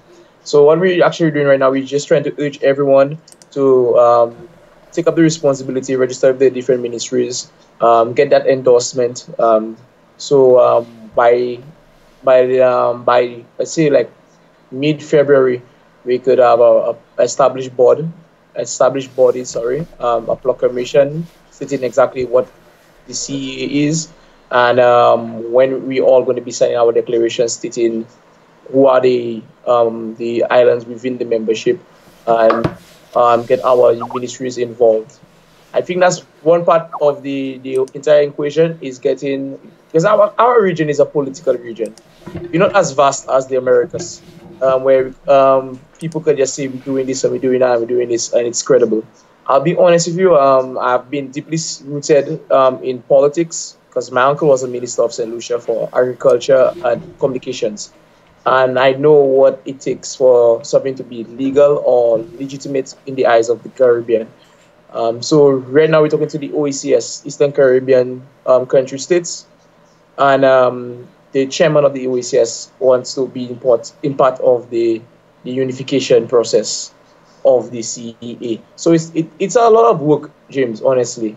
And it's, as I said, it's not something you could just stand and say X, Y, and Z, and this is the case. It's not the case. That is definitely not the case. Because if we're going to stand for us to be the authority, we have to stand for us to be the authority, and we have to stand amongst the leaders of our nations that will endorse us, meaning our prime ministers, our presidents, that will endorse and say CEA is legit and CEA have level of credibility. You know what? Let me add, and I believe you guys know each other actually. Will, who is down in Will Walsh. Of course. He came down. Yes, I'm going to add him into here. Smash player, because he's had a whole bunch of stuff that was going on. And being that I'm naive to the Smash world, I want to have a clear thought process to him whooping the shit out of Mewtwo King. I was so ecstatic when I saw that. I was like, wow, my boy. Yeah, I was kind of taken back by it. Definitely. I mean, I knew these guys were good, but the fact that it's Long Island is whooping ass made it even better. Will. Donkey Kong Will. DK Will. Here we go. Beaut. Looks like a fine Irishman. Yeah. What's up, Sir Will? Hey, what's up, guys? How's it going? What's going on, Bram? Not much, man. Just chilling. Been listening into the show. So, just for a lot of people that are outside the Smash community, just give a brief introduction to yourself so they know who you are. All right. Well, my name is Will Walsh. I'm out in Shirley, deep southeast in Long Island. So I know how it is. The deep south of Long Island. So I'm pretty close to the beach out here. Yeah, I'm pretty far out. So I know how it is to trek out to events. So don't think it's just. I know you guys go deep. Like the core of the FGC. You know, Smash is just coming to the top now in terms of like Nintendo's finally supporting stuff competitively, which is like the exciting thing. Like we all come out to stuff, you know. So we know all about how it is to drive out to things. I always carpool myself, but I'm known to be, you know, I guess you would say one of the top Long Island players. I mean, I've just been playing Donkey Kong, you know. Like I love the character, and for the past 6 years in Brawl, I just pretty much invented the character and just did my thing with him. But now all of a sudden in Smash 4, he's like a good character. Like the gimmicks are busting out. Nobody's ready for it. And I mean, I'm ready to travel for this game. I'm ready to go everywhere, go to all the tournaments. If possible, I would like to go esports with this game. I think the opportunities are there for me. Yeah, I went to the Come Up recently in Toronto. Yeah. And how'd that go? It went great. Yeah, no, I got my run back with first Mewtwo King. Everybody knows in Brawl he would play Meta Knight and he would spam tornadoes. You know how it goes. That's the character. That's the character that you had to be. That's what you had to do if you wanted to win. And I had to deal with that, you know, the frustrations. But now that people haven't locked in their main characters that they want to play, there's a flavor of the week. Every week, a new character that people are like, oh, this character's broken. I got to play this one. And I'm just, you know, sticking to my guns. And cool. Yeah, I played Mewtwo King on stream and I bodied him. It was yeah, you did. I watched it. You did body him. Yeah. No, yeah. It was that was my plan. Like Diddy Kong is the new shit in Smash 4, and people are complaining about him, you know, he's broken or whatever. So you just gotta stick to your guns. So I went straight DK, and you know, I knew I was gonna pull off some gimmicks on him because he has a robotic style, you know. So he sticks to whatever he's gonna do, his strategy, and if you get in his head, like that's it. Like that's all you have to do is get in his head. But no, it was really fun. You guys should check the set out if you get a chance. I don't know, like ever since then, Like I had that. That was like my breakout tournament. That was considered like an international, like a national. Okay. And so I came in second place at this international tournament in Toronto. I was pretty close to taking the whole thing. Honestly, I had a lot of momentum, but yeah. Ever since then, I started streaming myself. Um, Well, why don't you do this? Put the link into either the private chat or you can put it into the chat of the stream. yeah, So definitely. people can go check it out. Yeah, it really just started picking up honestly, and that's me there, DK Will. Okay. Yep. Very very straightforward. It's pretty self-explanatory, and yeah, no, I've actually been streaming. I have my whole stream schedule up and going, and I'm getting a lot of support. Like I have a lot of support from a lot of the Smash community. Um, another player. I don't know if you guys heard of Sky Williams. He was originally a Smasher. He still is passionate into Smash, but he's known very much so in the League of Legends community, and he became like a stand-up like comedian slash like he has a talent agent and everything now. Like the dude blew up, and he Okay. tweeted me out the other night, and I got like 500 followers in one night just from Jeez. a dude that like hooked me up on Twitter because he thinks that like I should get more exposure. So I don't know. And you should. I think You should. I think like opportunities are available right now, and Smash 4 and the fact that Nintendo is actually like somewhat finally recognizing the fact that there's a competitive scene. Like they've shunned us for so long and just kind of didn't even maybe like pretend we didn't exist, but ever since Melee blew up at Evo and the whole breast cancer research fund, like the Smash community raising like $100,000 Yeah. toward breast cancer, which was really cool to be a part of, by the way. That was a really good. I think honestly that was the turning point for Smash, and I think we're just on the rise at this point. So I'm excited for it. I was actually disappointed in the Nintendo system for the past, I see, GameCube to Wii. So for the past two generations of its life, I was disappointed in Nintendo. Honestly, as a gamer, I was really disappointed in them.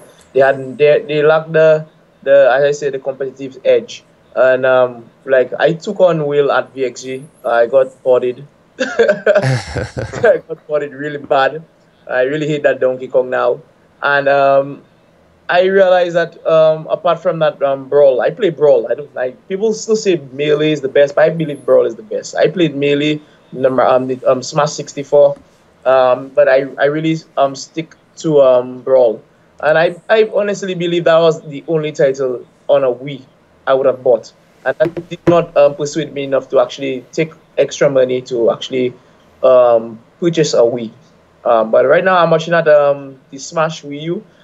Its debut in St. Lucia is this week. It's going to be the first copy opening in St. Lucia, well, in our arcades. And that's like the biggest thing. And a lot of people want to come out to just be there to take on the Smash and take on some of the best. Fonganator as one of the best Luigi's in St. Lucia. Myself, I have the Ike. It's sad to say that they removed Snake. I love Snake. Snake was a very comprehensive and balanced character in my books. I love him. And I honestly wasn't I was shocked when I realized that people was like not actually considering Smash to be a competitive title, and I was shocked. I was like in awe. I was like, "What? You serious?" I find Smash is so technical, man. They have a lot of technicalities to Smash. Why can't it not be a top ranked FGC title? It should be, and that's you guys consistently bring the numbers. You know, you consistently bring the numbers to your events. I mean, what's the low turnout for you guys majors? For Smash, Yeah. I mean honestly, the numbers have been consistently growing. Like say for instance, man, this past Apex, like Apex is our grassroots national.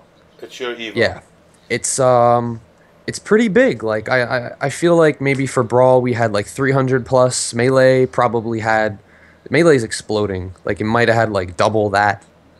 Like if we look at the entrance now, let's see. I can probably bring it up right now. The Apex thread. Apex 2015. I mean, just as an example, like 786 confirmed on Facebook, but that's probably not even close to how many people are going to be going. Like they're just getting big, you know. So I think I don't know, and like with the fact that the Smash scene finally caught on to the whole live streaming community, like the FGC has been on that. Like Yeah. you guys are on point with that. So that's why, you know, what the big streams right now are VG Bootcamp and Clash tournaments. Those are the ones that have been really stepping it up. The names you probably recognize. So, but now a lot of the top players are finally picking up on it and are feeding back into that and giving back to the community through their streaming as well. So that's something that I'm trying to do. And if you guys are interested, I actually posted the video that it actually got like way more hits than anything else from that entire tournament. It was my set versus Mewtwo King, and that was the losers semifinals, best of 5 set.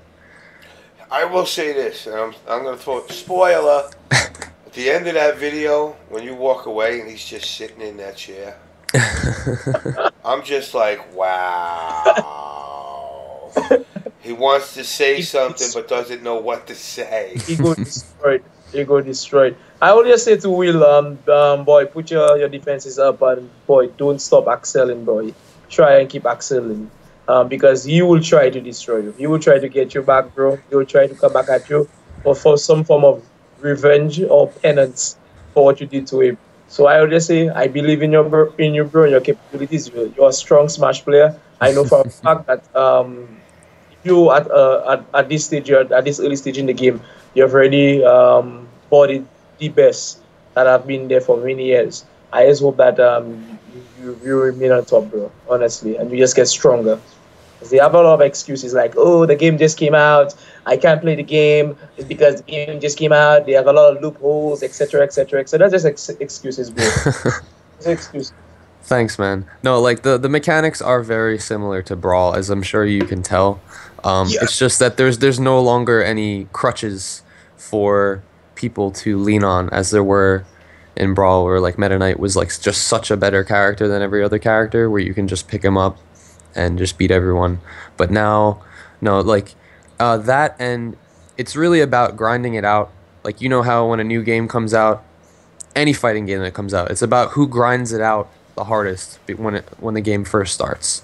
Like you can tell who puts in the most work and who is like really passionate about bringing their character to the top from the beginning, and that's what I'm trying to do. And hey, if it inspires more Donkey Kong players, like I'm seeing threads pop up in Reddit, like crazy things like that, and people just being like excited about like Donkey Kong doing well, and that's what I want to do, you know. Yeah, I definitely, like I said, I mean, I was impressed, and again, for me, not being a Smash player and watching it from the outside in, you know, especially watching you play with Mewtwo King, you know, I've watched matches where it was like Meta Knight. It's just like, you know, for me, I could compare it to Sub-Zero versus Sub-Zero in Mortal Kombat. It's probably the most boringest thing sometimes to watch. Especially when you find people that don't fight outside the box. You know, they find something that's broken and they say, keep repeating, rinse, wash, repeat, rinse, wash, repeat. And you know, to see like a Donkey Kong actually starting to show that he's a character that could be competitive and actually play outside the box, to me was what was impressive. So I mean, definitely props to you. I hope, you know, and I hope more characters start to, you know, shine. Yeah, definitely. I think, honestly, the way that this game is balanced, the way that Smash Wii U is balanced, is it seems like a lot of characters have a lot of potential, to be honest. And the interesting part about the game is there is a rage mechanic that has been added, I would assume, by Namco Bandai, because they helped balance the game. And the way that works is that it actually introduces an FGC concept, from what if I'm not mistaken, is something that's similar to Tekken, where you actually have a rage effect that builds up as you as your damage increases. So when the higher your damage is, the more knockback your moves start to have, and the more of a threat you become. So it's kind of it's an interesting concept that's been introduced. It's brand new to Smash. It's never existed in Smash before, Okay. and it actually, eh, believe it or not, it makes the tankier characters more of a tank. It makes sense. Like heavy characters now are a threat. You can't kill this character.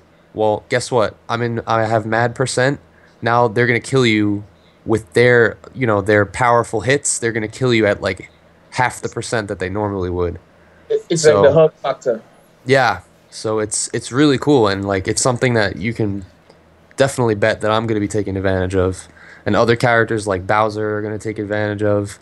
Bowser's was never known to be that great of a character, but now people are saying he's like top 15, like top 20 characters. Like he's actually So who's as of right now? Who's top 3? Right now, pretty definitively, we can say that it's going to be Diddy Kong, followed closely by Sheik. Those are the top 2, and then people like to say that maybe Rosalina and Luma is number 3. Those are around the top 3 right now. And I could give you all definitive reasons as to why.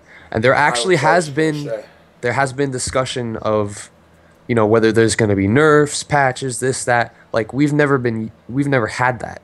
None of our games have ever been patched, ever. No. So Nerf crying went unheard. Yeah, but in between the 3DS, what's funny is that the 3DS version of the game and the Wii U version of the game are very similar. But it's almost as if Nintendo used the 3DS version as like a beta for the Wii U release, because they patched the game. They patched both the 3DS and the Wii U. They made balance patches. They changed some of the characters around. So because of that, people thought that maybe there were going to be balance patches like ongoing. But now apparently there was a word from Sakurai saying that he wasn't actually going to be making any more balance patches for any of the characters, only like bug fixes and glitch fixes and stuff like that. So now people are also they're crying about how good Diddy Kong is, how he needs nerfs and whatever. But see now here, let me educate the Smash universe.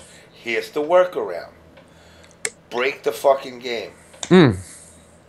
If he break the game, he has to do the patch. If he has to do the patch and you convince him enough during that process, then you might get your nerfs and buffs. Kind of like how the NRS universe went. Okay. Where guys bitched about like Scorpion and until, oh, well, we found the bug that, is an infinite, so now we gotta fix it.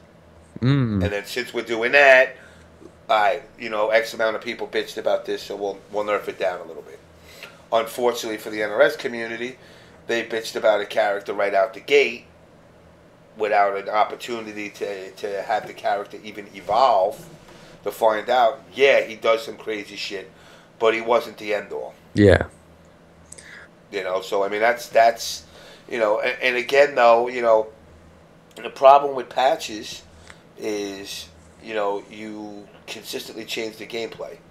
And Arrest, experienced that with MK9, a patch every 2 days. They were doing another one. And it was drastic changes.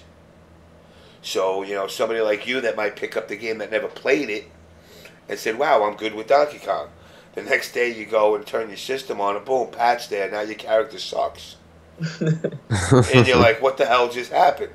It's a turnoff for a lot of players, especially if you went 6 to 8 months playing this character, getting them down, and then come to find out like half your shit don't work no more. Yeah. So I mean patches are touchy feely. Yeah. I think there are a lot of untouched characters that are gonna change that we'll say top 10 between now and within the next 4 or 5 months alone.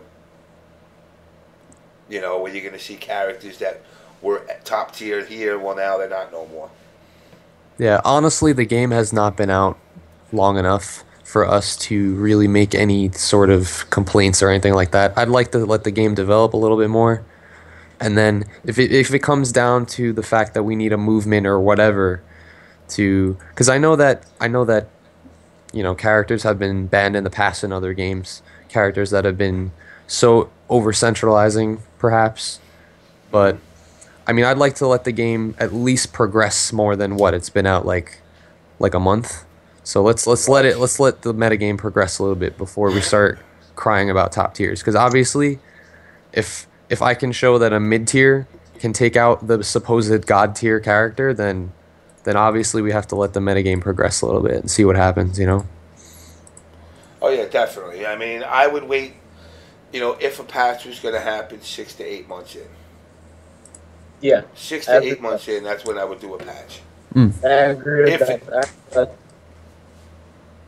And that's if it's going to happen. Because like I said, I saw the post where he said that's it, it's a wrap. So I mean, it's very touchy-feely. Nintendo, especially Nintendo, they don't like patching anything.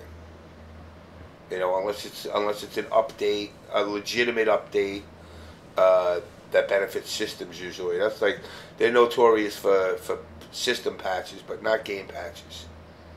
So I mean, I would, if it's gonna happen 6 to 8 months in, I think would be safe. And by then, if there are major crashes, then I could see them doing that and taking into account, whatever the top 10 is at the time, maybe a couple of nerfs and buffs here and there. Yeah, I mean, it's good just the fact that there's a possibility, because in the Smash community, we've never known even the possibility of having our game altered in any way. Like if you look at Melee, for instance, the metagame is still advancing.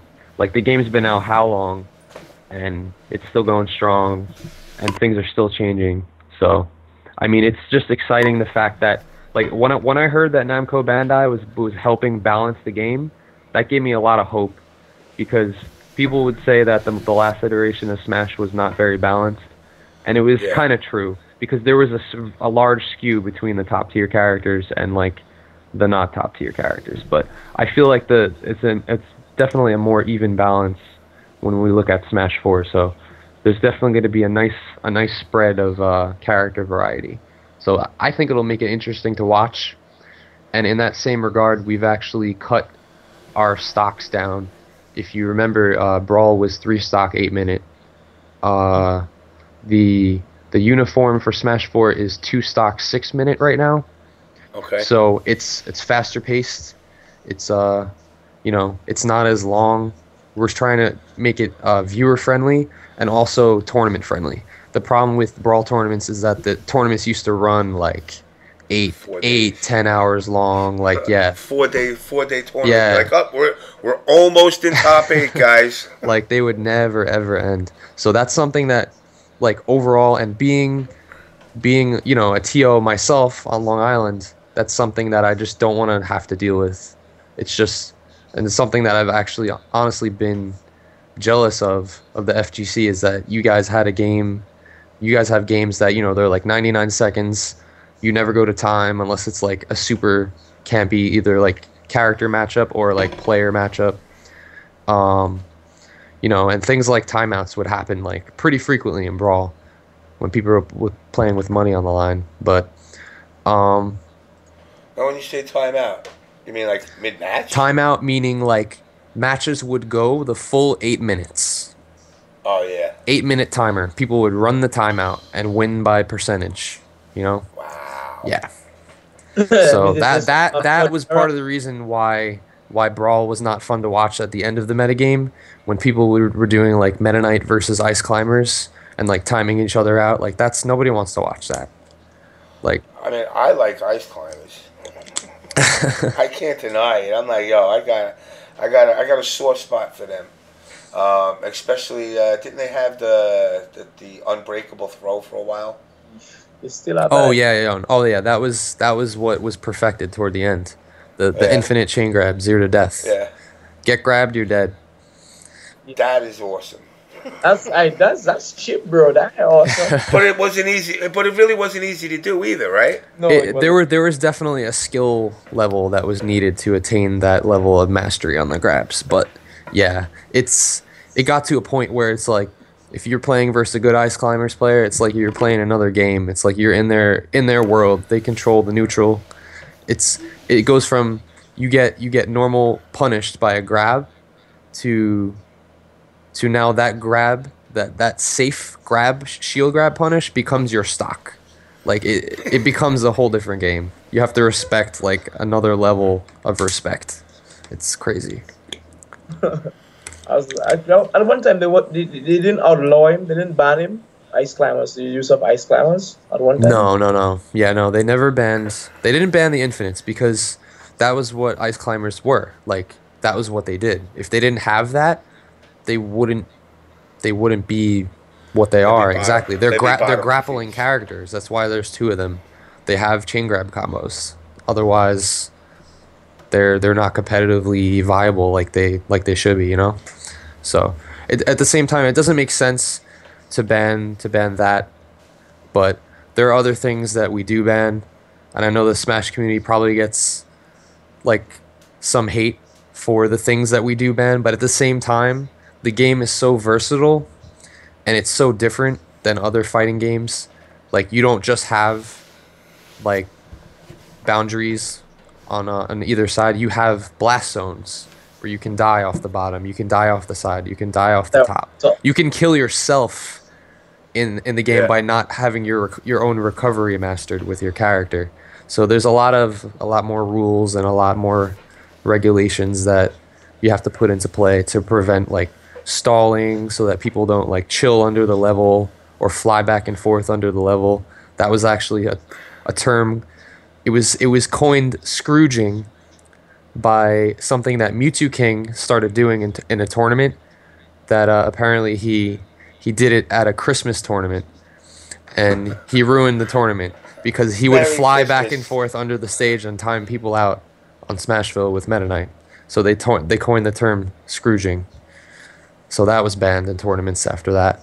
It was pretty funny, but yeah, just for instance, things that very abusable tactics in Smash, obviously those got banned. Which is understandable. Yeah. Which is definitely understandable. So now, like, your perspective on the whole esports of as far as, you know, it's another game that's taking it now to a next level. Obviously, like this weekend with Capcom, Sony merging with the announcement of the 500,000 for Street Fighter 4. You guys are now picking that up. What is your guys' mentality as far as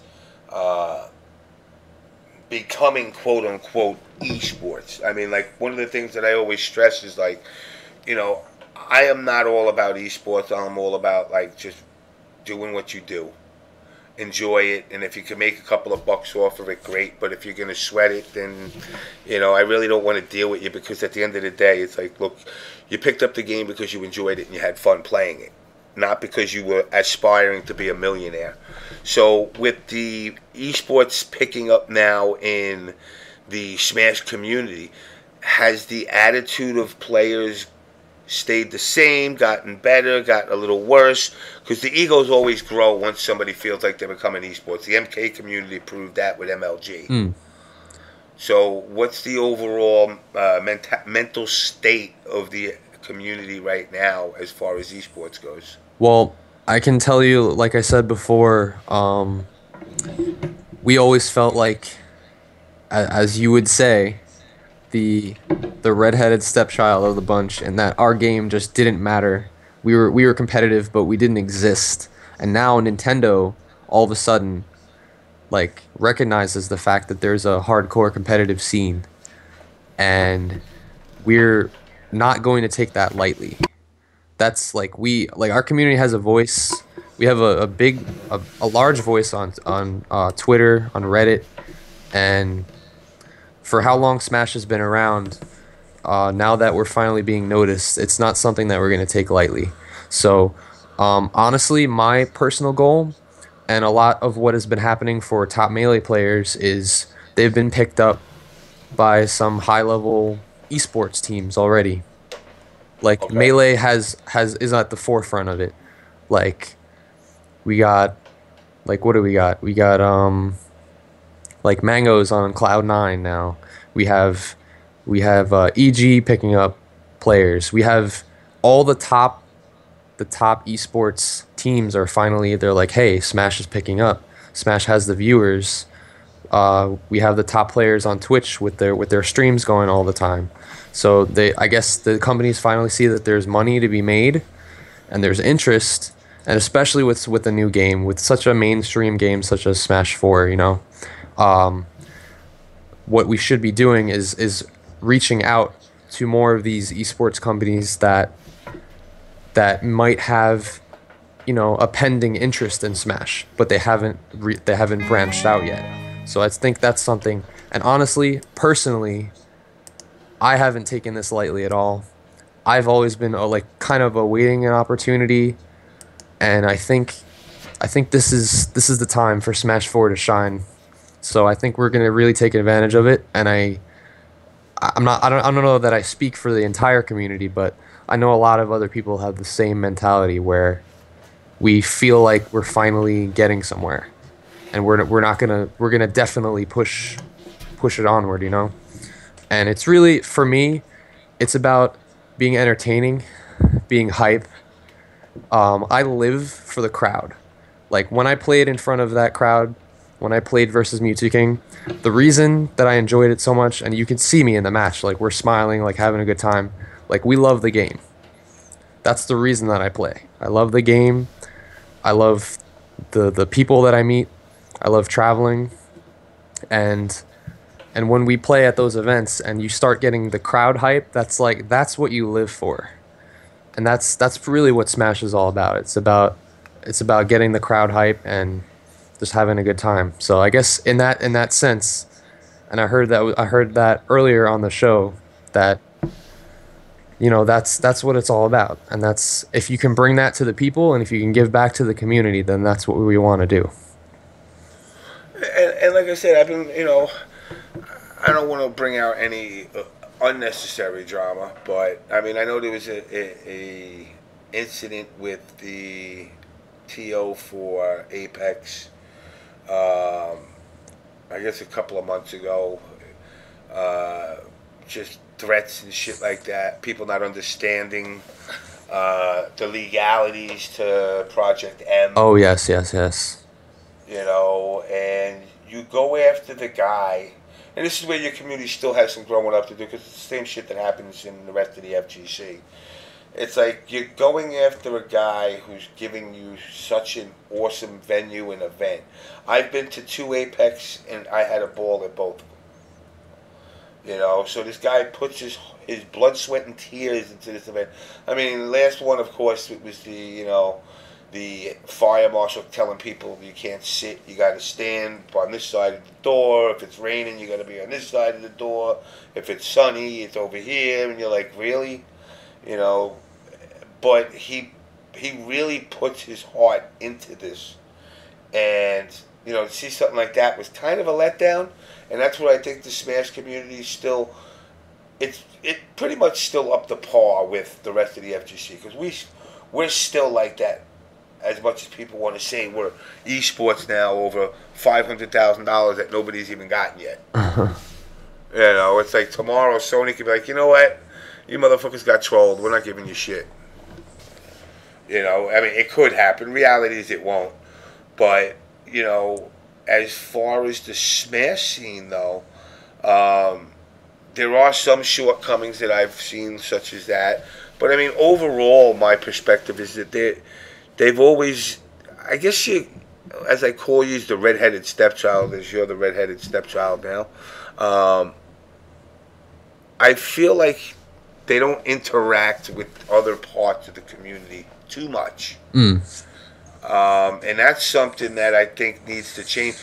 If you want to get more people in, the best place to get more people in is from within the community itself. You know, you're going to find more people that might play Street Fighter or might play Mortal Kombat or KOF or Tekken or whatever. If you talk to them, it'll turn them into the, you know, maybe they'll play the game. You know, it's easier for you guys to grow numbers when you go to a venue, you know, and it's not just Smash, it's, you know, Smash with 10 other games. And when you're not playing, you go walk around, talk around, or somebody comes up to you and approaches you, hey, holy shit, what the hell did you do with Donkey Kong? That was awesome. And that is the encouragement that I think the scene needs to make numbers grow, as compared to, people just thinking that Nintendo's going to sell so many trillion of games that people that just buy the game are going to show up to events, which ain't going to happen. Unless you follow the inner workings, as far as the inner workings of the scene itself, then what you're going to wind up having is somebody that bought the game, they played the game, and that's it. So if you can't have those people on their own doing it, you kind of got to go, what's that saying? You can't lead a horse to water. You can't make them drink, or whatever the hell it is. That's exactly what it comes down to. But at least you got to put that effort. Your numbers are growing, obviously. And like Val, you said in the chat, Justin and Chris G were smashes. There's a lot of people that play. They're like closet smashes. And they are members of the FGC. And getting them out and getting them more involved, I think, is going to help those numbers grow. The numbers are good already. You guys have been around for, X amount of years, and you're pulling in 700 people, where, a game like Mortal Kombat 9 on its best day was pulling in 128. So, there's a lot of potential for the growth. As far as the sponsorships go,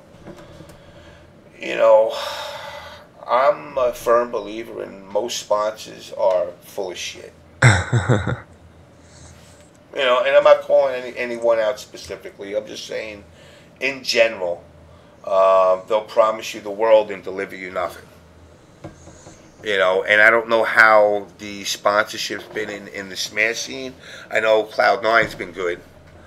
But I don't know if you guys had your Trojan horses coming in and bullshitting their way around, and let like RG is a perfect example in our scene. The guy came in gun ho, sponsoring top players, and now he's basically begging people for money on Facebook, to buy his girl feminine products, which is sad that it's come to that.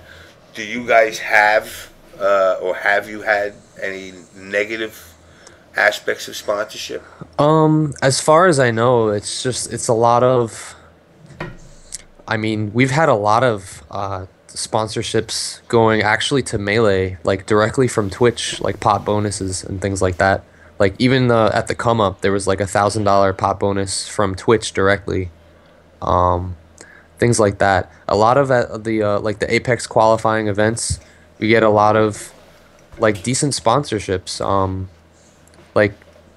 I know Alex Strife of Apex himself works with many different sponsors that he gets for his events. But no, I haven't heard any horror stories so far. I only know, again, I'm not too experienced in it myself. I haven't been picked up by anyone.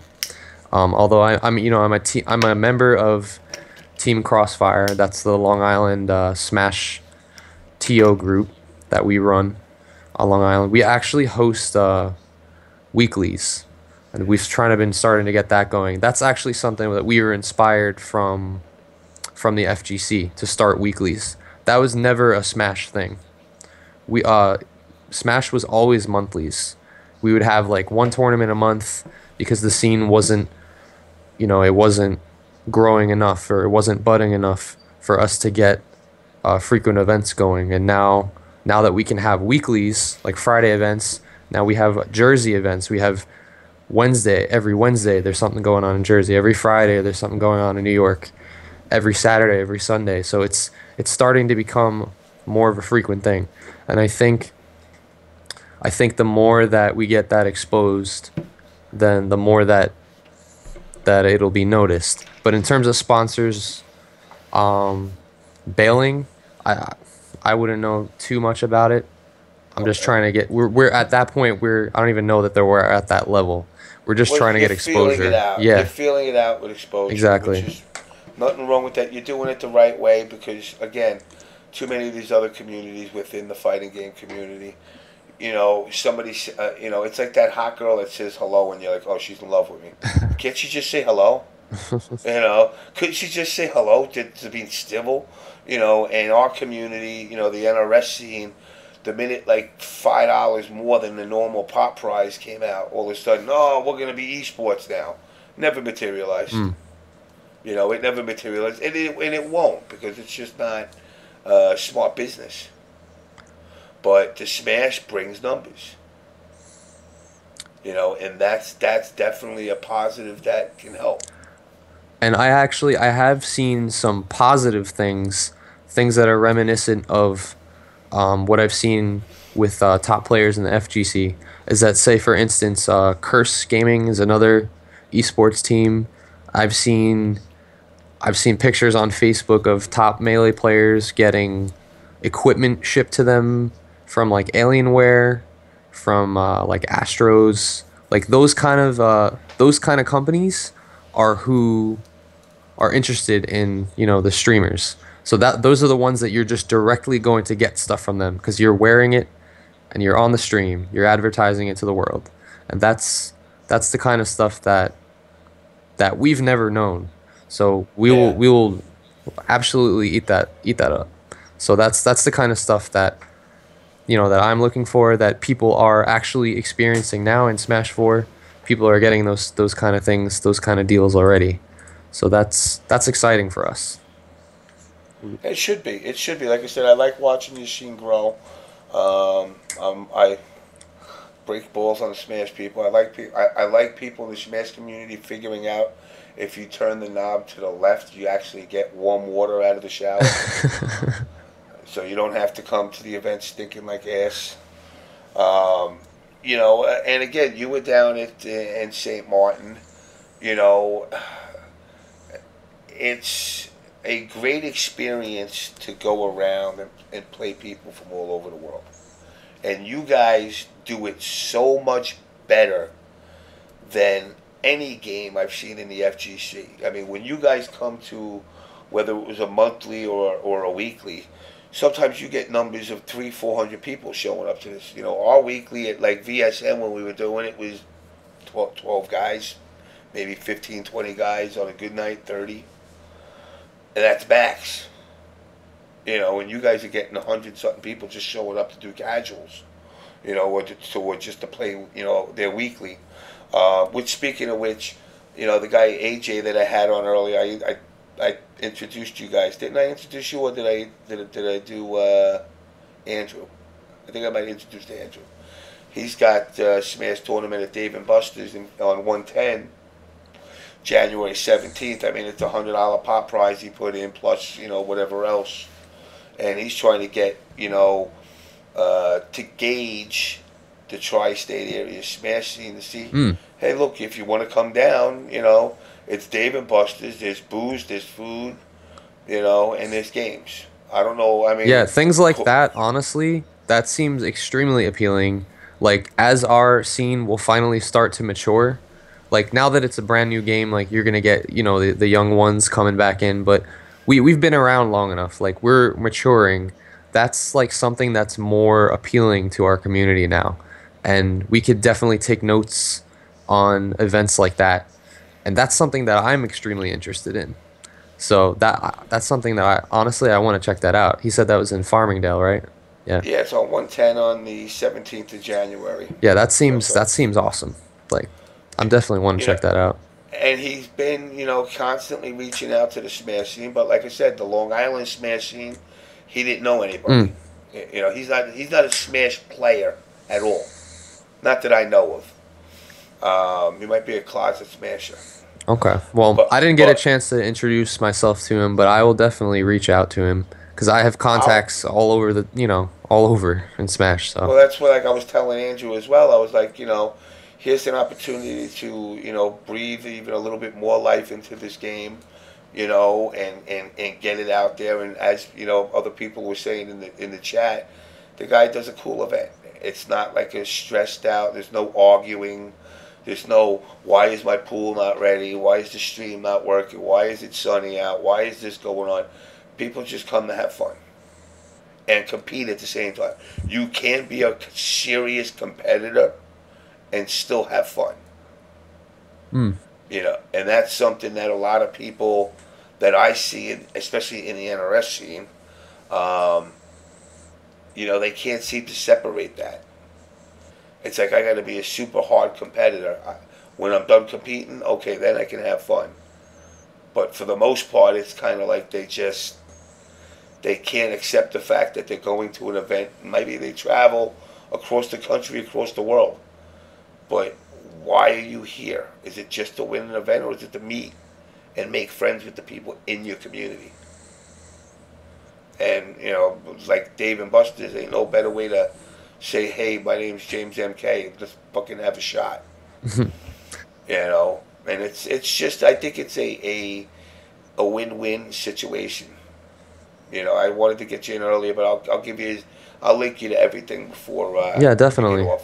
Yeah, and building on what you said earlier, I think things like that, events like that, showing the FGC showing that they're reaching out to Smash and saying like, hey, like you said, he's gauging the tri-state area, he's gauging the Long Island Smash scene. That's a good opportunity for us to connect, you know, to network with the other interested parties, yeah. exactly, that are also competitive gamers, and they're also going to be, you know, hey, let me check out this new game, like let me just watch this guy playing, like wow, that's really hype, like how's he doing this, like maybe he wants to, you know, cross play this game, like things like that. So I definitely want to check that out, and yeah, I'll hit up AJ. I mean, we got a guy, I'm sorry, correct myself, we got a child Sonic Fox in our scene. He won Evo and Injustice, and he's won every Injustice tournament he's been in since. Wow. But not only that, he competes in 6 games. And he's top 8 in 8 out of 8, you know, 6 out of 8, 6 out of 6, he's top. Whatever game the kid plays, he figures out something and exposes it. Kind of got that Wtih King going on. And just tries to repeat it. But he can also think outside the box. You know, and that's what makes him really deadly as a player, is he'll come at you with some annoying repeating thing over and over. And he'll do it 10 times in a row, and if it works, he's doing it 11. And if it doesn't work after 10, he's going to do it 11 and 12. Either way. And then he'll change it up. You know, he's a very good, Skullgirls, Skullgirls, all the MKs, Injustice, DOA, what's the other one? Under the Nightlight, Unil, a lot of games. The kid's just, you know, very gifted. So, I mean, for you guys to be put into that type of environment where it's like, look, you know what, hey, yeah, you're a smasher, but you didn't realize you could play Street Fighter. You know, and a lot of times what happens is players find one game they like and they just ride it out. And not try to expand to other stuff. Look, MLG, Sony and Street Fighter just put out $500,000 in prizes for Street Fighter. That's crazy. You know, so I mean, the esports dream is slowly happening. Is it going to, you know, come to fruition and be like that forever? I don't know. That's why, like, when I tell people, don't worry about esports, you know, the guys who were playing baseball in the 1890s weren't aspiring to be in MLB because it didn't exist. But they're the pioneers that make it happen. And that's basically where you guys are. Now, some of you can make it through the door like you know, or you know, Wtih King or any of these other guys can make it through the door to getting put on a team and getting some sort of salary or compensation. One of the things, though, I stress is you got to gauge what's your price. Mm. You know, because it's easy to say, yeah, I'm a pro player and I play Smash. Oh, well, how much you making from, say, EG? Oh, no, they just fly me around. Well, then that's not a pro player.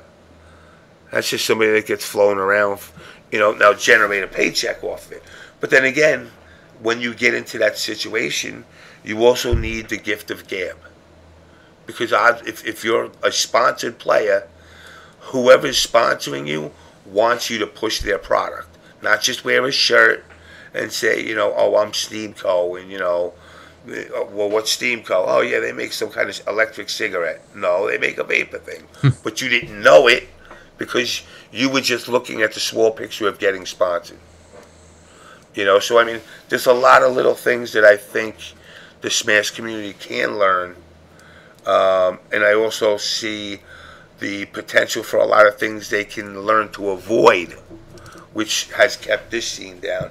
You know, and I've heard different things. You know, people say, oh, the scene's fucked up because, you know, there's people on stream telling people to suck their dick. That's not what's keeping them away. You know, I mean, if that was the case, you know, then even I would remove myself.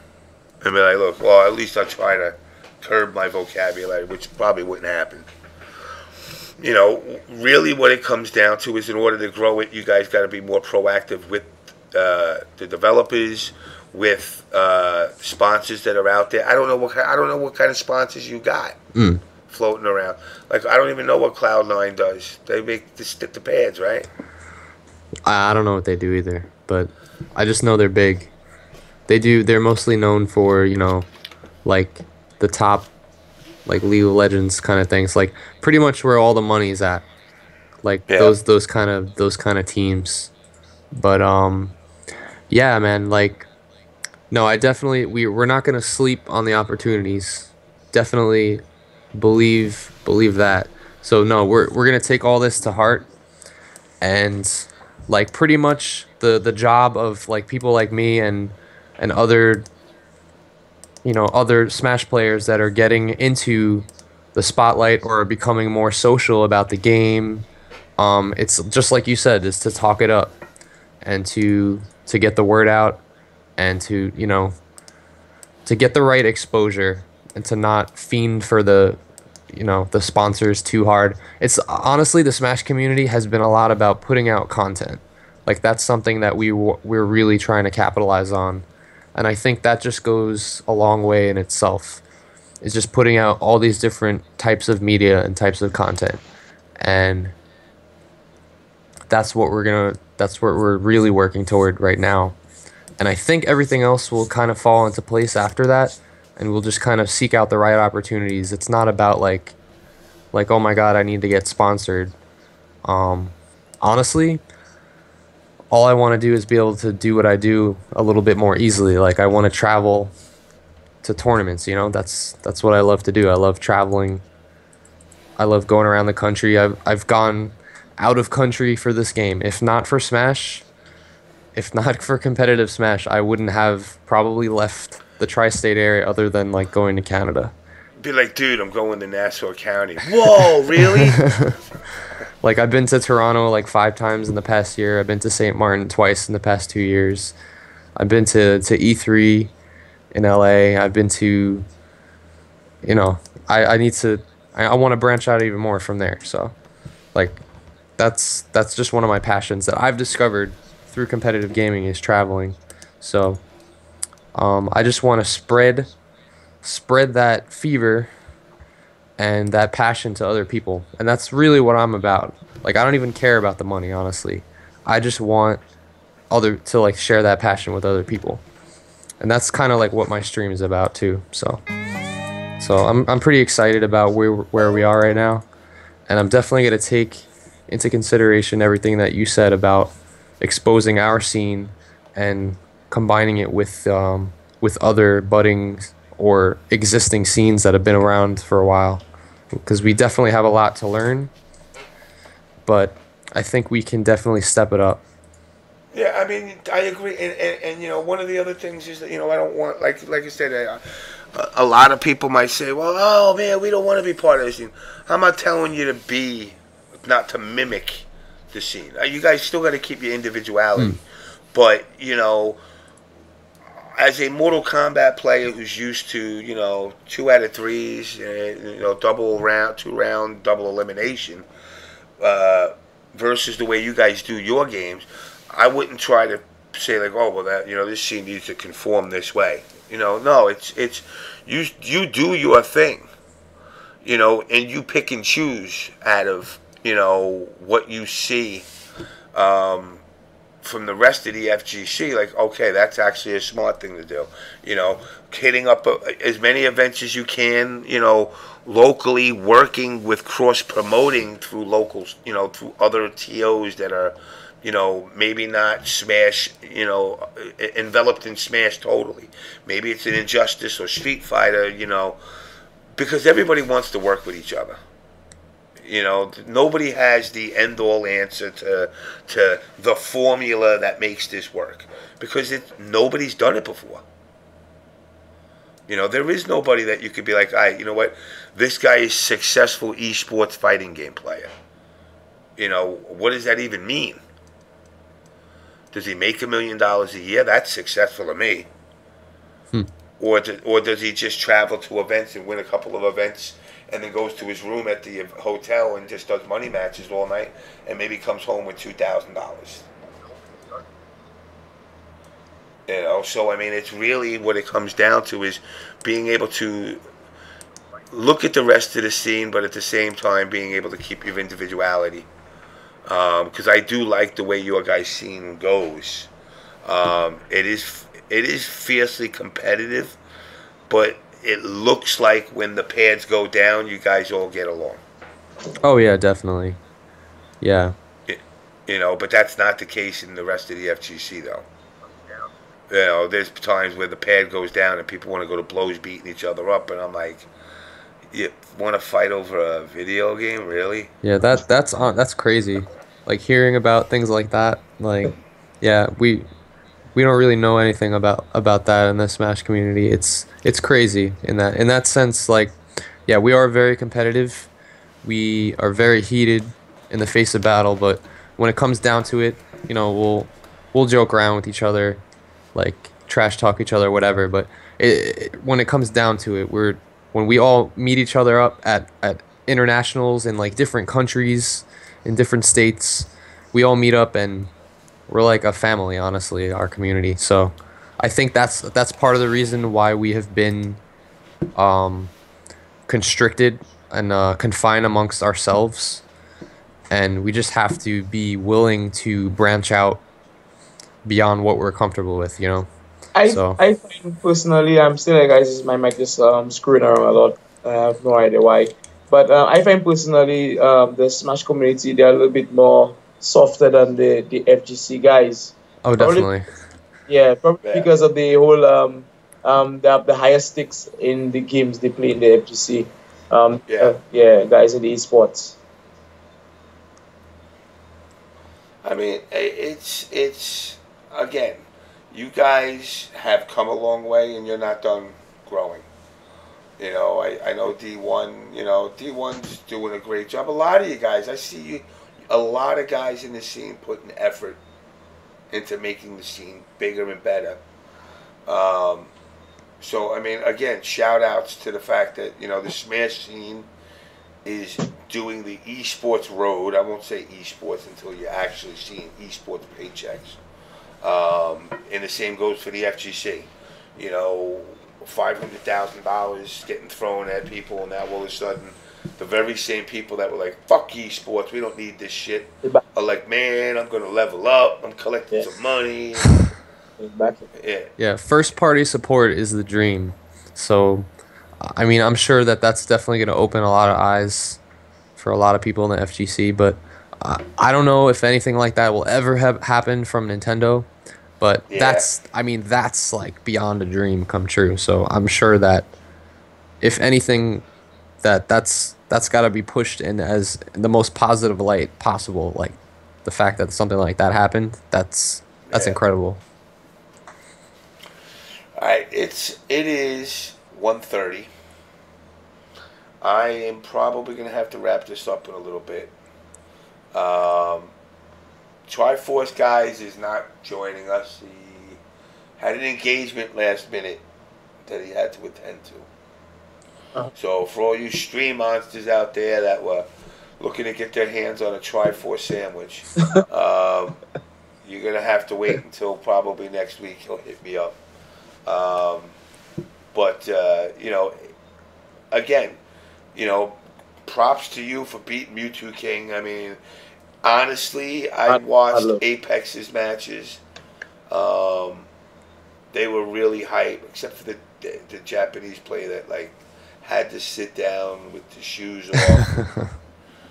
And the dude with the Yankee hat actually entertained me the last 2 years ago. Actually, he lost. I think he took second.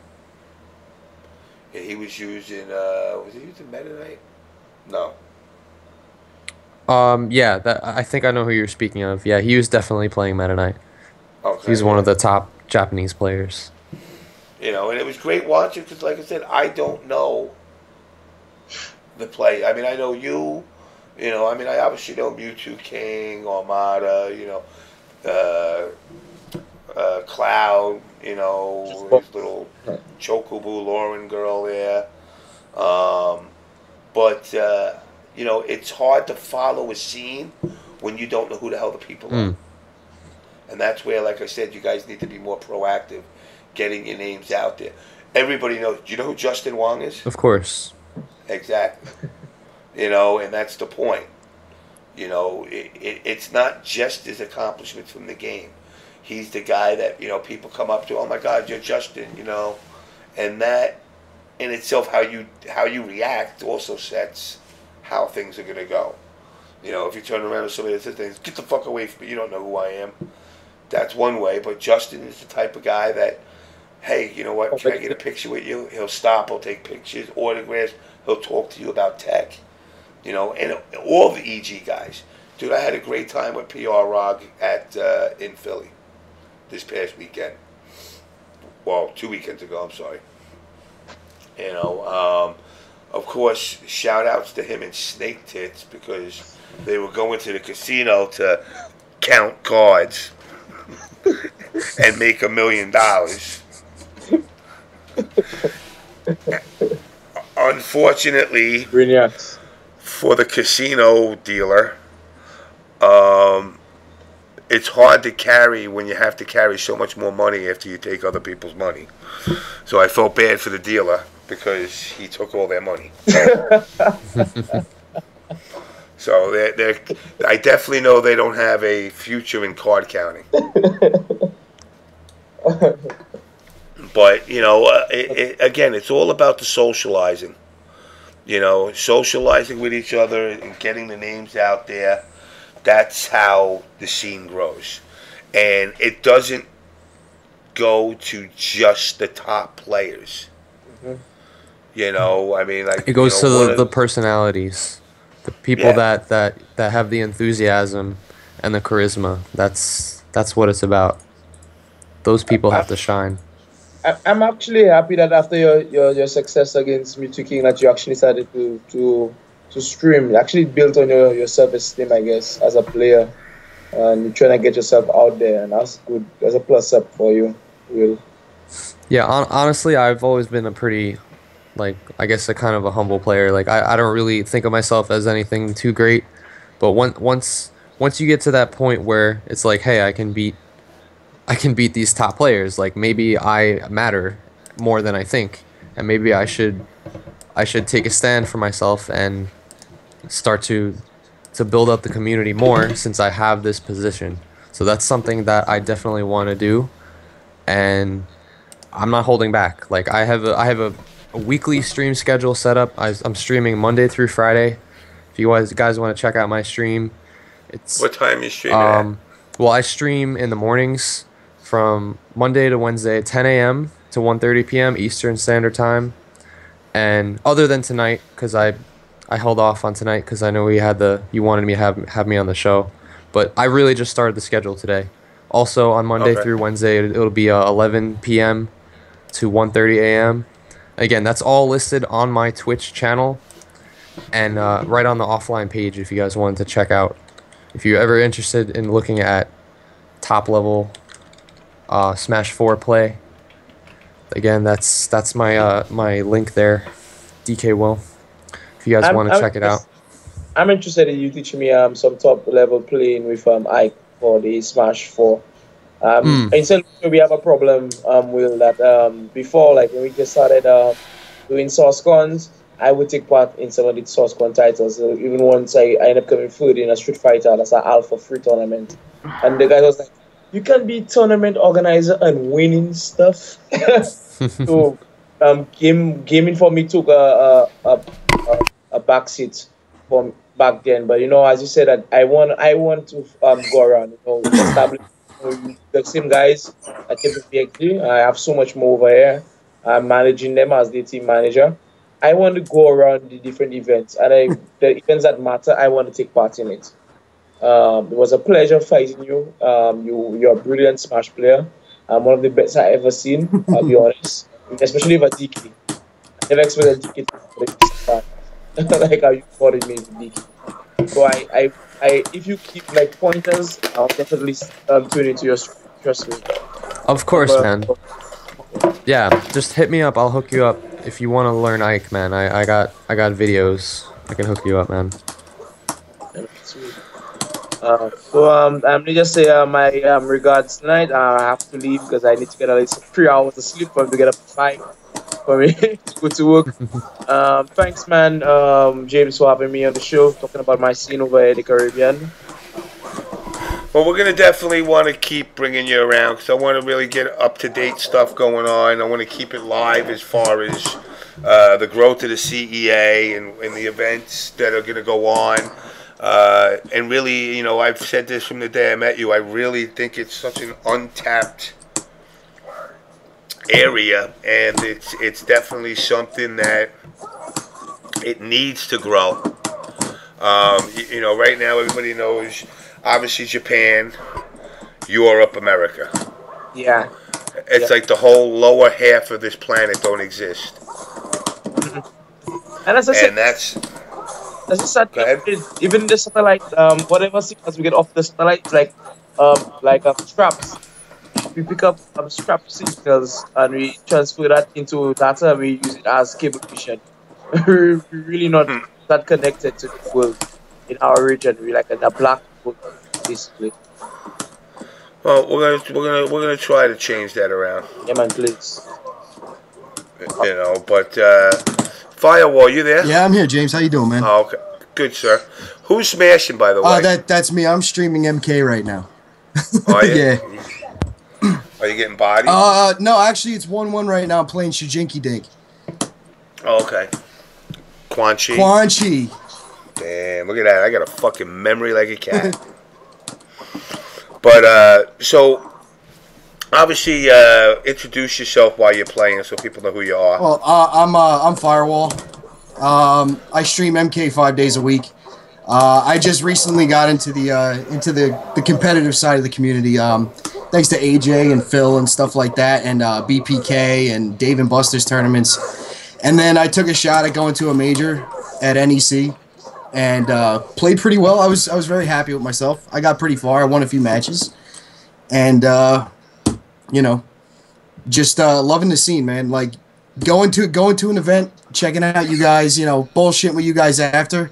If I'm not playing, I'm having fun with, meeting new people, learning tech. You just grow. It's just a great scene, if it wants to be. I mean, again, like I was saying earlier, it's like, the opportunities are there. Yeah.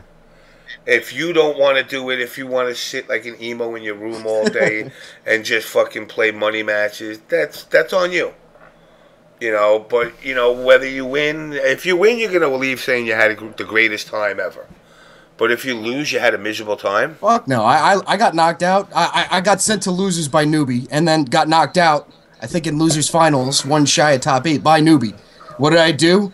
I turned around, there was Ed and you, and I grabbed a beer. I had a great time, If I lost, I lost, I lost. And then my friend...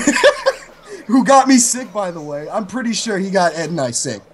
You guys got too close. He's mine. Stay away. You know, and the worst part was I can't even say like he's mine, stay away, like as if in a perverted way. It was more like I want to wrap you up and put you on my shelf and leave you in a box. Yeah. I mean, he had that medieval chivalry going on, my good sir, and everything like that. I mean, yes. God bless him, though. You know, he was a cool dude. It was just very offsetting. Yeah. Like the stare was just too overwhelming. Like, you gave me a cigarette 3 years ago. I need to buy you drinks all night. I'm like, okay. But all in all, I mean, Big E threw down a good tournament. I had a blast. It was my first major, and all I gotta say is, you know what? I smelled like roses. Everybody got to take a little page out of my book and start showering before these events. I mean, you walked into a hot meat locker and it hit you in the face fast. You didn't even have to look for the signs for where NEC was at. You could just follow your nose like Toucan Sam and you found the shit. Oh, yeah. Well, at least if you went to the stairwell. Yeah, oh, yeah. There was a hard left that you didn't want to make, yeah. You know, but I mean, overall, I mean, obviously, AJ's got his event coming up on the 17th of January at Dave & Buster's again. Yeah. And then in February, Big E will be having Winter Brawl in Philly again. Nice.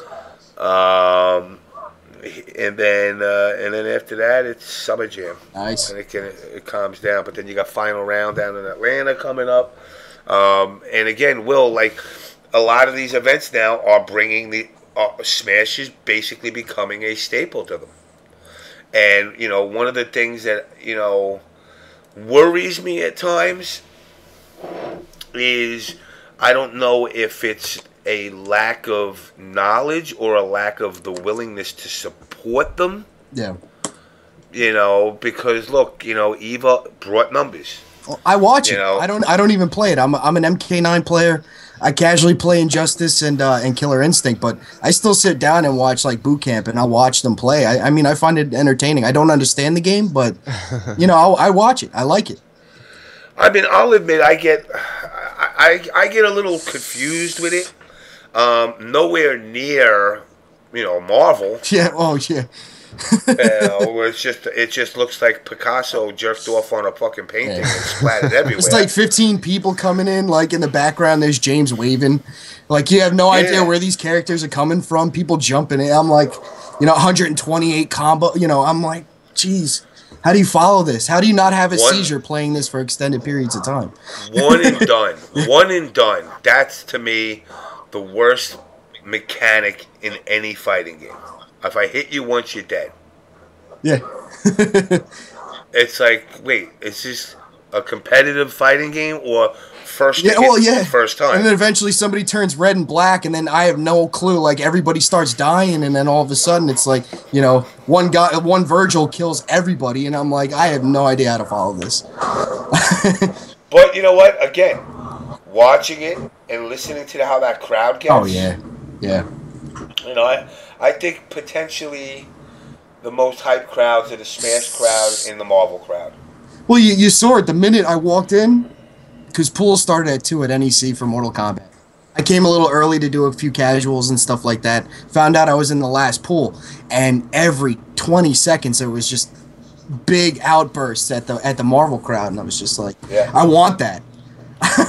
But then you go to the NRS Injustice side, and it's a bunch of monks. It's like that 3-person wave in a stadium. Yay, yay, yay. Well, I started that at AJ's at Dave & Buster's. Did you? Yeah. Because we were sitting there and we're like, you know what? It's like 12 o'clock at night. We're all out of energy. We've been here since like 1. We're playing our matches. We're finally down to the last matches of the night. And it's KDZ, and I think it was Forever Elite, and it was basically like a church in there. I mean, you could hear it pin drop. So I'm like, you know what? You know, Arturo, just put the camera on me. Let's do something. You know, fucking start the wave. We passed the funk. You know, Costner was dancing. It was, I mean, it was a good time. You gotta create the hype for these games. I mean, I'll be there. I'll be there next time. So yeah, I'll bring a bag of hype with me. Yeah. And then Will. I mean, like I said, I hope you guys are free. I'm definitely coming through. Now that I know about it, like you said, like AJ's reaching out to the Smash community. I didn't even know that things like that were happening. Like once I saw Smash at an event like that, I was like, man, that event looks hella chill. I have to check that out. So you can definitely catch me there. It's a great. You know what we call it when we walked in the first time? AJ goes, look at this. I'm like, yeah, it looks like a mini major. And then, you look around, and there are some pretty top, you got Rio sitting there, CD Jr. For all the new guys, who are afraid to show up, go. These people are great. You know what? They'll let you, they'll let you know what's in their head. They'll teach you a few things. It was how I got in. It all started out like I was in 995 Phil's charity stream. And then all of a sudden, he goes, yeah, come out, come to BPK, the basement. First thing I saw was Rio sitting there, and I'm like, oh man, I got a little starstruck. I went fanboy. He goes, yo, you want to play? I'm like, this is great. So I started picking their brain, learning from them, having fun, bullshit until like 2 a.m. in some dank basement. Oh, and yeah, then once that went and AJ started throwing Dave and Busters, I'm like, this is just great. And it works both ways. Will, I mean, I'll be honest with you. I suck ass at fucking Smash. I'm horrible. And it's like, the complexity in the minds of other fighting game players versus Smash, they're going to look at Smash, all it is 2 buttons, up and down, A and B. You're done. You're good to go. And it's like, no, it's not that. It's a little bit more involved. Because of the play mechanics of the game, it seems more simplistic. Well, you got the Z button, though. Yeah. But, there's a lot of little things like, saving yourself from falling into the pit of hell or like what you said with Mewtwo King, flying underneath the freaking level and hiding. Things like that you don't pick up on if you don't know that you can do it. I mean, obviously trial and error. Usually with a fighting game, the first thing I do is say, let's see what I can do and let's see what I can't do. But incorporating you guys more into the island scene, it can only benefit you guys and benefit them, getting them into. I'll play Smash if I have people to play with. Yeah. I'm not going to sit at home and play alone against the computer. That sucks. I contemplated getting the console. It looks great. Yeah. Ed's got it, so I want to, he's like, I need people to play. I'm like, I'll get it. I want to play it. I got this console. I got this console here that I haven't even put on yet. People are like, yo, when are you going to get a PlayStation 4? I'm like, no, I've had one. I've had this thing. I haven't even plugged the fucking thing in yet. Nothing. No, that's definitely sick though, man. Like that event in itself just shows that there's definitely a window of opportunity, and being one of the people that really gets around on Long Island and gets to all the Smash events across the country, like I want to meet up with you guys. I want to expand the scene. I want to, I want to network. So thank you again for having me on the show. Thanks for the opportunity, and I know it's late for you as well as it is for me. Yeah. Thanks for the connections. I definitely want to hit up AJ and see what's up with that. Yeah, and like I said, he's one of those people that's not going to turn around to you and be like, this is what we're doing. No. He's open to what use within reason. There ain't going to be first to 10s for every match because the place closes at 12, 2 o'clock in the morning, whatever it is. But he wants to make sure he stays within the rules that you guys are used to using. He really just wants to expand it by including you guys in.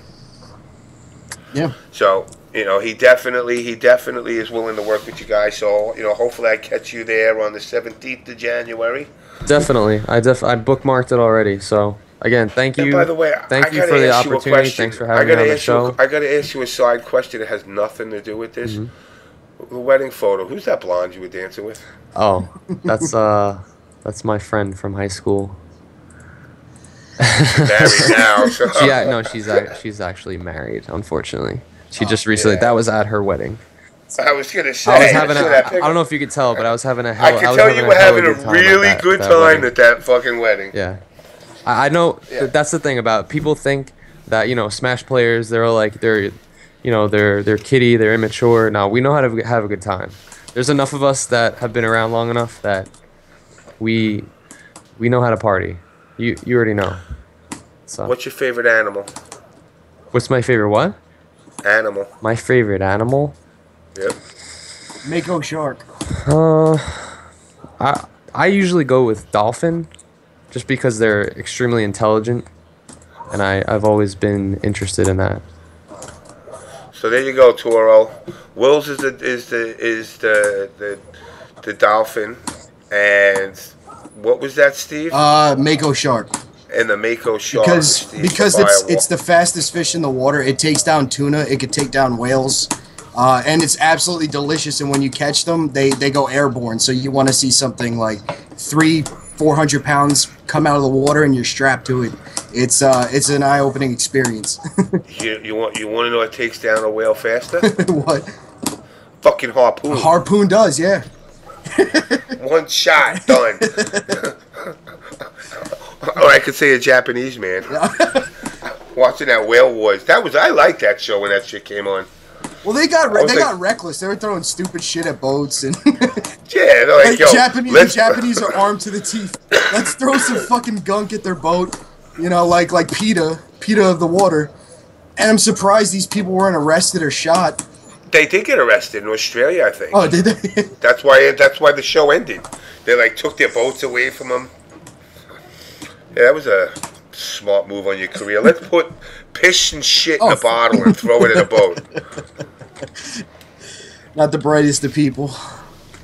So, Will, I'll let you go because I know you got shit to do. And, I'm gonna stream tomorrow morning. So, yeah, thank you so much for having me again. Thanks for everything. Thanks for the exposure, for the connections. Now that I know about the opportunities. And I hope to meet you in person, Steve. Yeah, that's me. Do you come to the Farmingdale events? I do. I haven't missed one. Awesome. All right. I love the scene. The scene's great. Excellent, man. Yeah, I definitely want to check that out, and I'll come through with my full carpool as usual. Cool. Yeah. All right, sir. All right, James. I will let you go, and we will catch you at least on the 17th. Word. All right. Man. Peace, James. Later. So as you're smashing buttons over there, yeah. Are you at least winning? Oh, of course. Alright, so send Dink hate mail. Send Dink hate mail. Because he's a fucking dick to me with fucking paunchy bullshit. Is he getting the resets on you or not? Here and there, yeah. We played about, 3 matches. He beat me twice, I beat him once. Said he's just an online warrior, this kid. Using them online resets. Yeah, well, those online resets are annoying. Nah, he's good. He's good. Yeah. But so, again, so now you went to your first major. Yeah. You held your own. Yes, I did. Obviously, you went in with expectations of how you were going to do or how you didn't know you were going to do. What were your high points? What were your low points, if anything? My high points? Well, I was sitting there waiting for about 45 minutes for a match. And basically what happened was they didn't move me along in my matches. So I'm sitting there and I'm wondering who I have to play before I'm getting deep into this thing. And they're like, all right, you got to play Jupiter. I'm sitting there. I'm like, I know he's got a good Jax. I know he's got a good Kenshi. And I'm sitting there like I'm a Sub-Zero reptile player. So basically I have to fight for my life. The whole tournament I was basically fighting for my life with low-tier characters. So I played the first match. I beat him. I beat his Jax with my Sub-Zero. So he went to Kenshi. It's a 7-3. So I went in there. I took a round, which I was very pleased with. And then I counterpicked with Reptile. And I ended up beating Jupiter, and he's a phenomenal player. I mean, he made Grand Finals in Injustice, and that was my high point. I actually sat there and said, you know what, I might be able to hang at this. So that was Yeah, for that a was first my time, for a first time in, yeah, you did great. yeah. I appreciate that. And my low point was getting stared at the bar while I'm trying to chill with my friends. Yeah, well, he's jealous. We were having a great time drinking our beer, watching Smug tear it up with Dudley, which was pretty cool, by the way. You could go into the bar and they had the stream. You know, that was great. You know, I was sitting there expecting to see like the Maury show or some stupid shit on the TV. And there's the I guess it was a 1st to 7, and it went down to the final round. Yeah. But yeah, so some good matches there. And you know what? I love the scene, like the fact that I can go there, try to, you know, test my mettle, and then, you know, right after, if I get knocked out or if I win or if I do any, you know, this, that, or the third, Time to get fucked up. I could go out there and be like, yo, there's Ed, yo, there's James, like, you know, there's my friends. Let's go have a good time now. And then the next morning you're like, oh, what did you get into? No, I got into that. What did you get into? Yeah. But you know, at the end of the day, you know, I didn't shit in the hallway. So. That's all that matters. I'm gonna find out who did that. I'll ban them forever. Yeah, that was a pretty shitty thing, pun intended. Let me go through some. Well, what do you think about Super Arcade when Mike Watson decided? Alright, here we go. What do you think about Super Arcade owner Mike Watson deciding to change locations of the arcade shortly after the renovation of it, which was partially funded by a Kickstarter? Do members of the FGC or people who funded the Kickstarter have the right to be mad? Would you want your money back?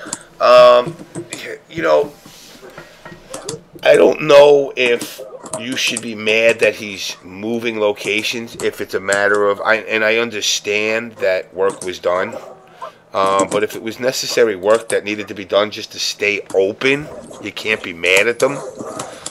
He's trying to make the arcade survive, which is the real issue. It's the survival of the arcade.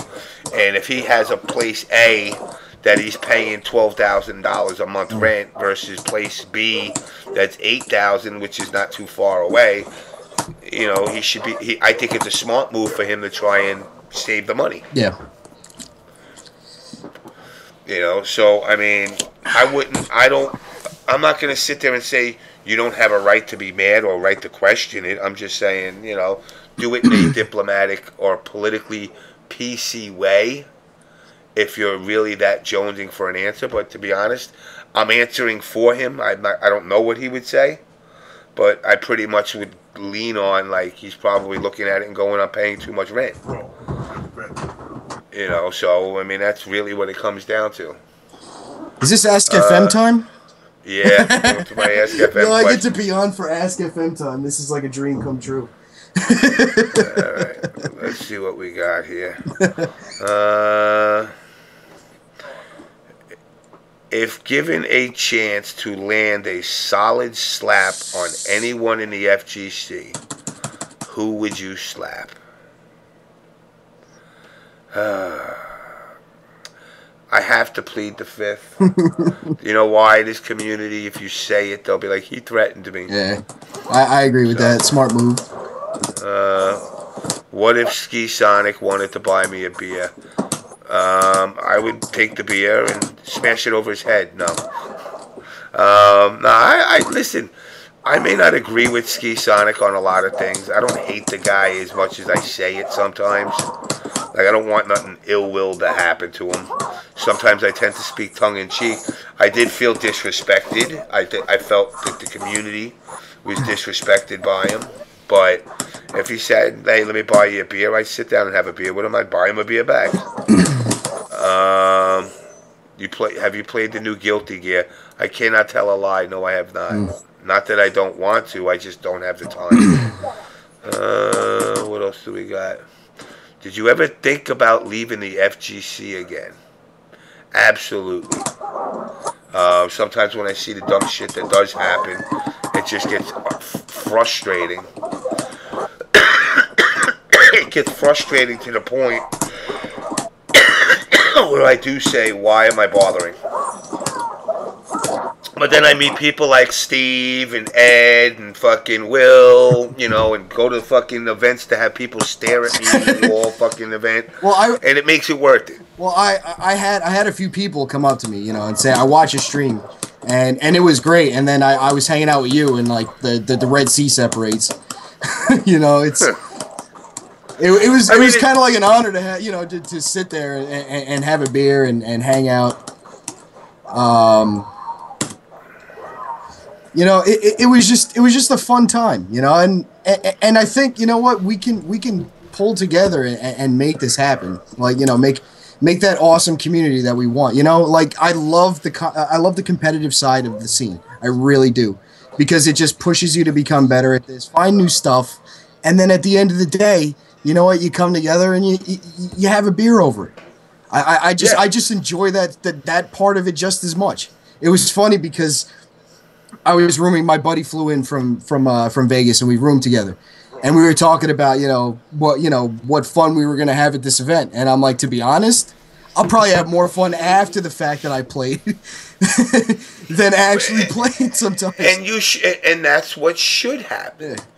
You know, the gaming. Look, and this is something that a lot of players out there really gotta either accept it. Or, I hate to say leave because it sounds like I'm telling you to leave. Yeah. Or leave is kind of the only thing I could say because, listen, you get up at 5 o'clock in the morning to go to a fucking job. Yep. You come home and you play video games because you want to be competitive and beat the shit out of somebody else because it's fun. When you take what's fun and turn it into a job, it quickly becomes no longer fun. I agree. And when gaming is not fun, why the fuck are you gonna do it? You know, why what do you gain? What is your personal gain from being the best? Now, of course, in the competitive sense of it, try to be the best you can at the game. But you know, if you go 0-2 in a tournament, what are you gonna do? Go sulk in your room? No, no, I'm going out for beers with JamessMK. Exactly. You're gonna go out and do. You want to go out and do shit, you know, especially when you're traveling to these events and they're in different cities. Oh, yeah. You know, I mean, I fell asleep on a slot machine in the casino Saturday night somewhere. Was it Saturday night? Yeah, Saturday night. Again, I did the episode there. I got to actually send that to NEC to upload. Yeah. Because I forgot. So really, should be getting 2 episodes this week. The NEC one plus this one. Yes, you hear MK Core, Liu Kang in the background. And you know what, Black Star, if you went to TFC and went 0-2, but you know what, did you have a good time? You know, and that's really what it comes down to. It sucks. I'm not going to deny it. You know, I mean, I would be pissed if I went 0-2 also. But you know what? I wound up fucking going 0-2 in a couple of tournaments. I went 0-2 in Injustice at Summer Jam. I didn't expect to win, but I lied to myself. Yeah, I got this. Until you realize I don't even know any of the fucking moves to this character I'm using. Then you kind of like, I don't know the character that I'm using. I didn't say I don't know the matchup. That's a given. But, you know, because I never even fucking used this character. But I had a 24-minute Grundy going in at Summer Jam. I played it 24 minutes before I got in my car to drive to Philly. And then I'm like, yep, I'm ready. I got this. I got the chain throw. I'm good to go. You know, same thing with Evo. Going into the Evo with the 30-minute characters, just, you know what, I envy you. you know, going into Evo, but you know what, with Evo, it's like go in there, had a fucking blast. Oh yeah. You know, I mean, just drinking all night, doing fucking lots of debauchery, just roaming the area, seeing shit, pissing money away in the casino if you're lucky enough to win. You know, but really, when you take the fun out of this and turn it into some kind of esports job, you know, and this is where I get worried about the esports in the fighting game community, is people will look at the Daigos and, you know, the Justins, and they'll see it and they'll say there ain't no chance in the world I'll ever achieve what they're at, that level, so why am I wasting my time? And that in itself is going to hurt the scene. It's not going to help it. That's why, like I said, you got to be careful how you build esports. And, you know, with talking with Valdez from down in St. Lucia, you know, this CEA that the islands are putting together, this Caribbean Esports Association, is a great thing. Well, when I got into I tried to get into the competitive scene. I tried to say like I am, but you know, I'm still brand new to this. I didn't get into it with any intentions of making money or anything. I run a stream 5 days a week. Do I want a partnership? You know what I want a partnership for? To have fun emotes for my followers. That's about it. Yeah. You know, I do it for fun. You know, I dumped a lot of money, and I do it for fun. I enjoy it. Like I'm streaming right now. All my streamers are laughing at me because I'm not answering any of their questions. But I do it for fun. I love it. It's a blast. You meet new people through the streams as well. It's just another outlet. But did I get into it to make $1 million or to get my face on a Wtih's box? Fuck no. I do it because I love, you know, one, I love fighting games, and two, you know, I love having fun, and it's fun to me. You know, I'm not looking at wearing an MSI jersey or a Microsoft T-shirt. You know, I wear an Asus jersey before. I'm rocking an Asus laptop and a monitor right now. So if they're listening, yes, I would love to wear an Asus shirt. But Asus laptops, Asus monitors, Asus best computer manufacturers, hands down.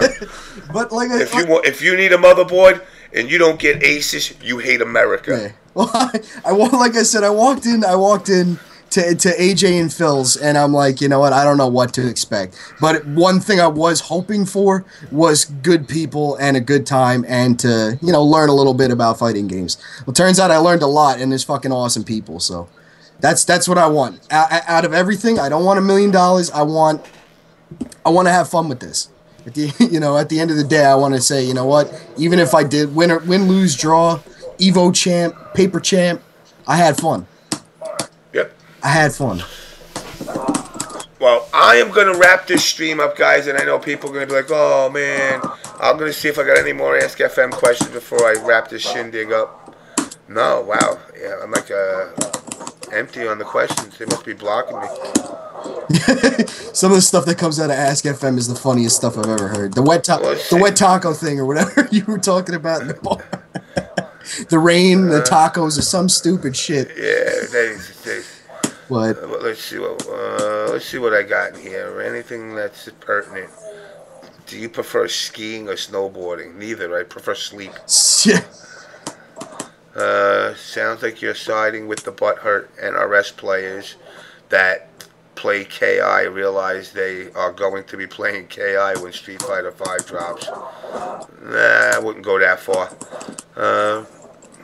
You know, a lot of the questions I get are about the Capcom thing. With the, you know, are we finally esports? No, we are not esports. What's his back? Went to gym. That's it. James is bitching out. He's leaving already. I'm sorry, Limbo. I'm supposed to Skype chat with your wife in a few minutes, so I just figured, you know, I didn't want to be doing a stream at the same time, so. But you know, again, it's you know, and again, I met Limbo at and I believe it was NEC last year. Coolest motherfucker. You know, cool. But were you smoking weed over there too? No, my e-cig, man. I only, I actually, right. Yeah, like I said, I busted out a pack of smokes when I went to NEC because I knew I was hanging out with you guys. But I got my electronic cigarette now. I'm back on that again until AJ's. I'll be off the smokes. Yeah. Yo, hey, my God, man! Congrats on the Ultra Arcade fucking win there. Yep, James is about to watch some porn and fap. Actually, I'm going to fap first and then watch the porn. I do it in like a fucked up order, dude. I jerk off and use my imagination, and then I compare my imagination to the porn and say, wow, I should make porn for a living. That's how I'm looking for my new career. But, you know, again, you know, you got KIT coming up. So, guys, you know, try to get out there. That's in January. Then you got Winter Brawl in February in Philly. Again, you got the Cali stuff going on soon. CEO should be coming around the corner soon. I mean, again, you know, there's a lot of events I want to go to. While doing your MK Core, if you're doing your paper while listening to me, I hope you fucking pass. But again, guys, I'm gonna wrap this up because my ass has got to be on a fucking train at 5:15, which sucks ass. Firewall, you know, if you're not doing this stream on next Tuesday, hit me up. Definitely, man. It was a pleasure being on. You know, being able to tell my story. You know, I really do appreciate that, and I hope like more people who are new to the scene, you know, really experience the same stuff I have because you know I've met some really nice people, some funny people, and then I met James, and it's just been a load of fun, and I've gotten so much better. Like I played with people for like 2 hours and became 1,000 times better. So. Oh yeah, that's the best part about going to the offline events. You level up. Oh yeah, absolutely. You know, especially coming from somebody that, you know, might be a fucking online person and they're like, yo, I body everybody. Then all of a sudden they go to an event and they're like, yo, I can't beat one motherfucker. Well, that's the thing. Like that was kind of one thing I wanted to prove to myself, that I'm not a fraud, because I do stream and I do play online a whole lot, and I wanted to not only prove to the people that watch me and see me drop 1 million combos due to lag, you know, that I wasn't quite a fraud, you know, and it helped me prove something to myself too as well. So, I mean, now I could get on with my fun and you know, just enjoy myself from now on. I can't wait for AJ's. It's gonna be a blast. It's always a good show. Yeah, it's definitely. Limbo, I'm not bitching nothing out, right? Damn. By the way, did my kid come out of your wife yet? I'm waiting for my kid to come out. What'd you say? My kid's coming out in February? Well, what? I want you to name. What? I want you to. What's that? What day is Winter Brawl? Because my birthday's in February. I want to say the weekend of the 22nd. Okay. I want to say that, but I might be wrong. Let me look at the calendar here. I believe it's the weekend of the 20th, if I'm correct. All right. Yeah, my birthday's a week before that. Okay. Yeah, Toro, I'm doing Japan too, so. Frank the Dino bitching out. Damn, man. Why you gotta be calling me Frank the Dino? You know, I really do want to come to Kit. There's a couple of things that are preventing that. Obviously, like I said, my mother, dealing with my mother right now. You know, just I want to be around here for my mother. In a nutshell, gaming is fun and all that's nice, but gotta prioritize. Exactly. You know, and Toro, it's not a James versus Limbo. Limbo's just salty because fucking he used to talk smack to my wife about how he wanted to hook up with her, and she paid him no mind. And then the minute his wife met me at Winter Brawl, she threw herself into my arms and brought her little Dora daughter and said, "Usted mi amigo and mi amor." I was like, wow, I don't know what that means. And when I Googled it, it was like I'm her friend and she loves me or some shit like that. And I was like, I'm sorry, Limbo, that just happens, man. And then he sat in the room, probably jerking off the fucking porn all night. And you know, I took the daughter out and the wife out to Atlantic City, and we had a good old time. But you know what happens in AC stays in AC. It's a dangerous place, man. You know, I mean, we were working on a movie. I think it was called Border Bangers. The next segment on the Eric Andre show, Border Bangers. Border Bangers, starring Agent JamessMK and Limbo Dog's wife. I'd watch it. I would watch it. I'd live it. Yo, real talk, Stream Monsters. when she met James, we just ordered a pizza, and she thought he was a pizza guy. Yeah, that's right. And I was like, you ordered some sausage. Some brunch. Oh God. Oh God. I mean, like I said, Limbo, I would love to be able to go to Kit. Maybe something will change. But right now, I mean, unless my mother gets a little bit better, I'm not going nowhere.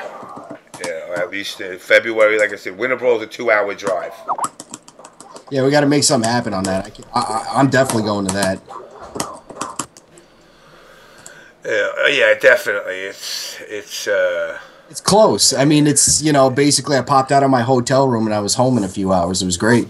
Well, I don't have to do the bridges like you, but yeah, the bridges suck. They're not that bad though. At night it's not bad. All right, so it's 1:57. Gonna let you go. Yeah, you know what, Limbo. I don't even want to get into what's going on with my mother right now. But, you know, she thought she was better, and then they said, oops. That's a shame, man. Yeah, so now it's, you know, a whole nother process all over again, and it's just, it's like, listen, if you're going to go under the knife once. Don't make me go 3-4 times. Yeah, you got to knock it out the first time, you know. Wizzlement, I'm going to do the barbecue when it gets warmer. I know I was going to do it this year, but Ultra Arcade and us, we didn't sync up right, and they had things going on, and I got things going on. But I definitely want to do a barbecue. I don't know where yet if I want to do. I might do a barbecue around the world or some shit. You know, and hit up a couple of cities and just find out what players are kind of centralized and do OBS barbecues and stream live for them. Oh, Wiz Element, I room with him at NEC. Good Cabal player. Annoying. Yeah. Good smoke too. Yeah, he's solid. He's free though. Smoke is free. Waffles is good though. Yeah. If you play Waffles smoke is really fucking godly. But I mean, again, guys, things are going to, you know, get back to a normal schedule as far as streaming.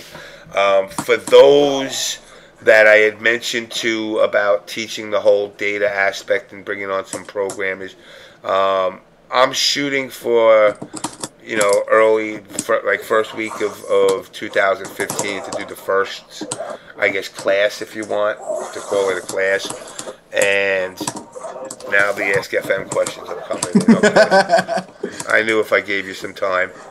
I took a shit and it contained corn. I swear to God, I haven't had corn in a year or so. What the fuck gives? That's the questions I like to hear. That's why Ask FM is my favorite segment.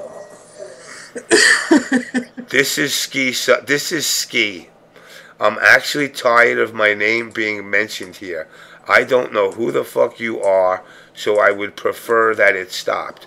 Simply ignore the questions that have to do with me. Keep my name out of your mouth. You follow those simple instructions and I won't slap you silly. Take care. Thank you. How much does a 50-foot Cat 7 cable cost? What are the benefits? I don't know what the price is right now. It was going, a 6-foot patch cord was going for about $21 a foot.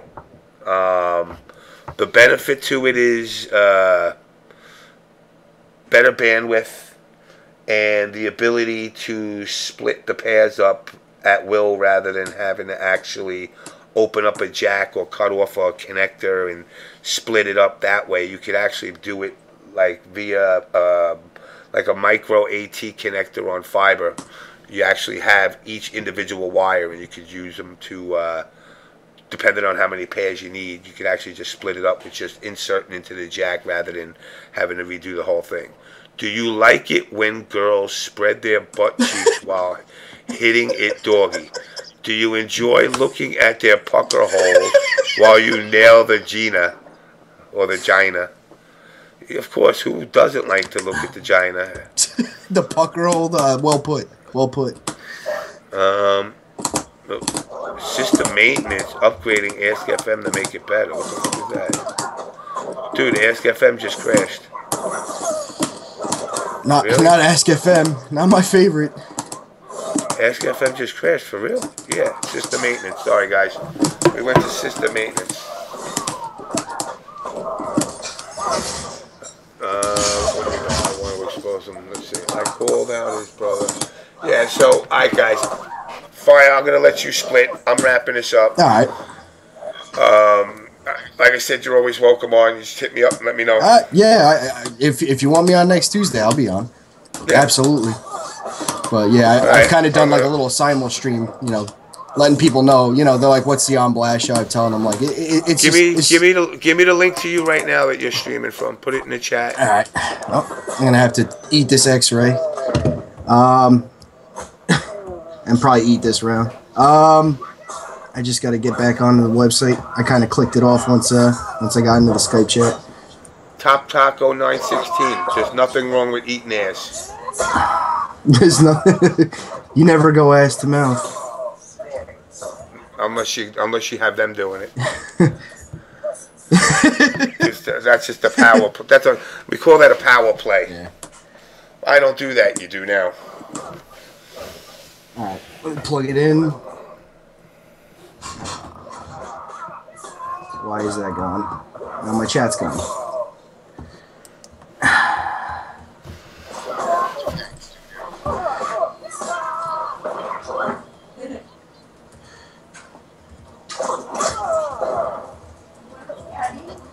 There's the link. It's twitch.tv/FML_firewall. Alright, guys, when I end my stream, go check his stream out. And fucking troll the shit out of his stream monsters. Show him what real stream monsters do. Yeah. And go give him a follow. Go give him a follow. There you go. Look at that. Go give him a follow also on Twitter as well. Oh, appreciate that, James. Yeah, it's like I said, twitch.tv/FML_firewall. Just lost the match trying to plug that in, but I guess it's worth it. And I stream MK9 5 nights a week. Every once in a while, I'll throw some Injustice. When Ed starts doing his little Injustice thing, I'm going to be on there with him too. And basically, that's it. We have a lot of fun. Sometimes we talk tech. Sometimes we talk stupid. Pretty much. You know? But I appreciate it, guys. Thanks for having me on, man. And all right, brother. All the best with your mom and everything. Thanks, man. All right, James. And thank you guys for coming out. Thank you for all the new followers I'm getting right now. Appreciate it, guys. Everybody have a good night. All right, brother. All right. Yeah, catch up. I do find the American scene to be really fucking obnoxious. It's funny because I used to say the British were the obnoxious ones. I think the American NRS players are more obnoxious than the UK ones. I don't think they appreciate what they have as far as a scene. And it sucks that, you know, people got to fucking troll each other, kind of scummy in our scene. But hopefully MKX will change the attitudes of people is what I'm hoping. Again, shout outs to all of you guys. I got to really wrap this up. So, you know, Limbo, I know I break your balls, but you know I love you. Catnip, obviously, fucking catch up from the UK. That's right, you guys got Foxy, so Foxy's an asshole. But Foxy counteracts the American assholes. My God, shout outs to you for taking the KI tournament.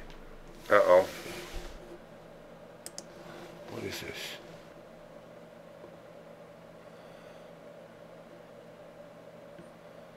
Oh, okay. You know, but guys, I will start getting things back into gear. Just be patient. To the Reddit folk out there that think I'm retiring, how can you retire from something that you don't get paid for? So with that said, guys, I gotta wrap this up because my ass does have to go to work, and I hope to catch you guys next week. Thanks for tuning in. As always, peace.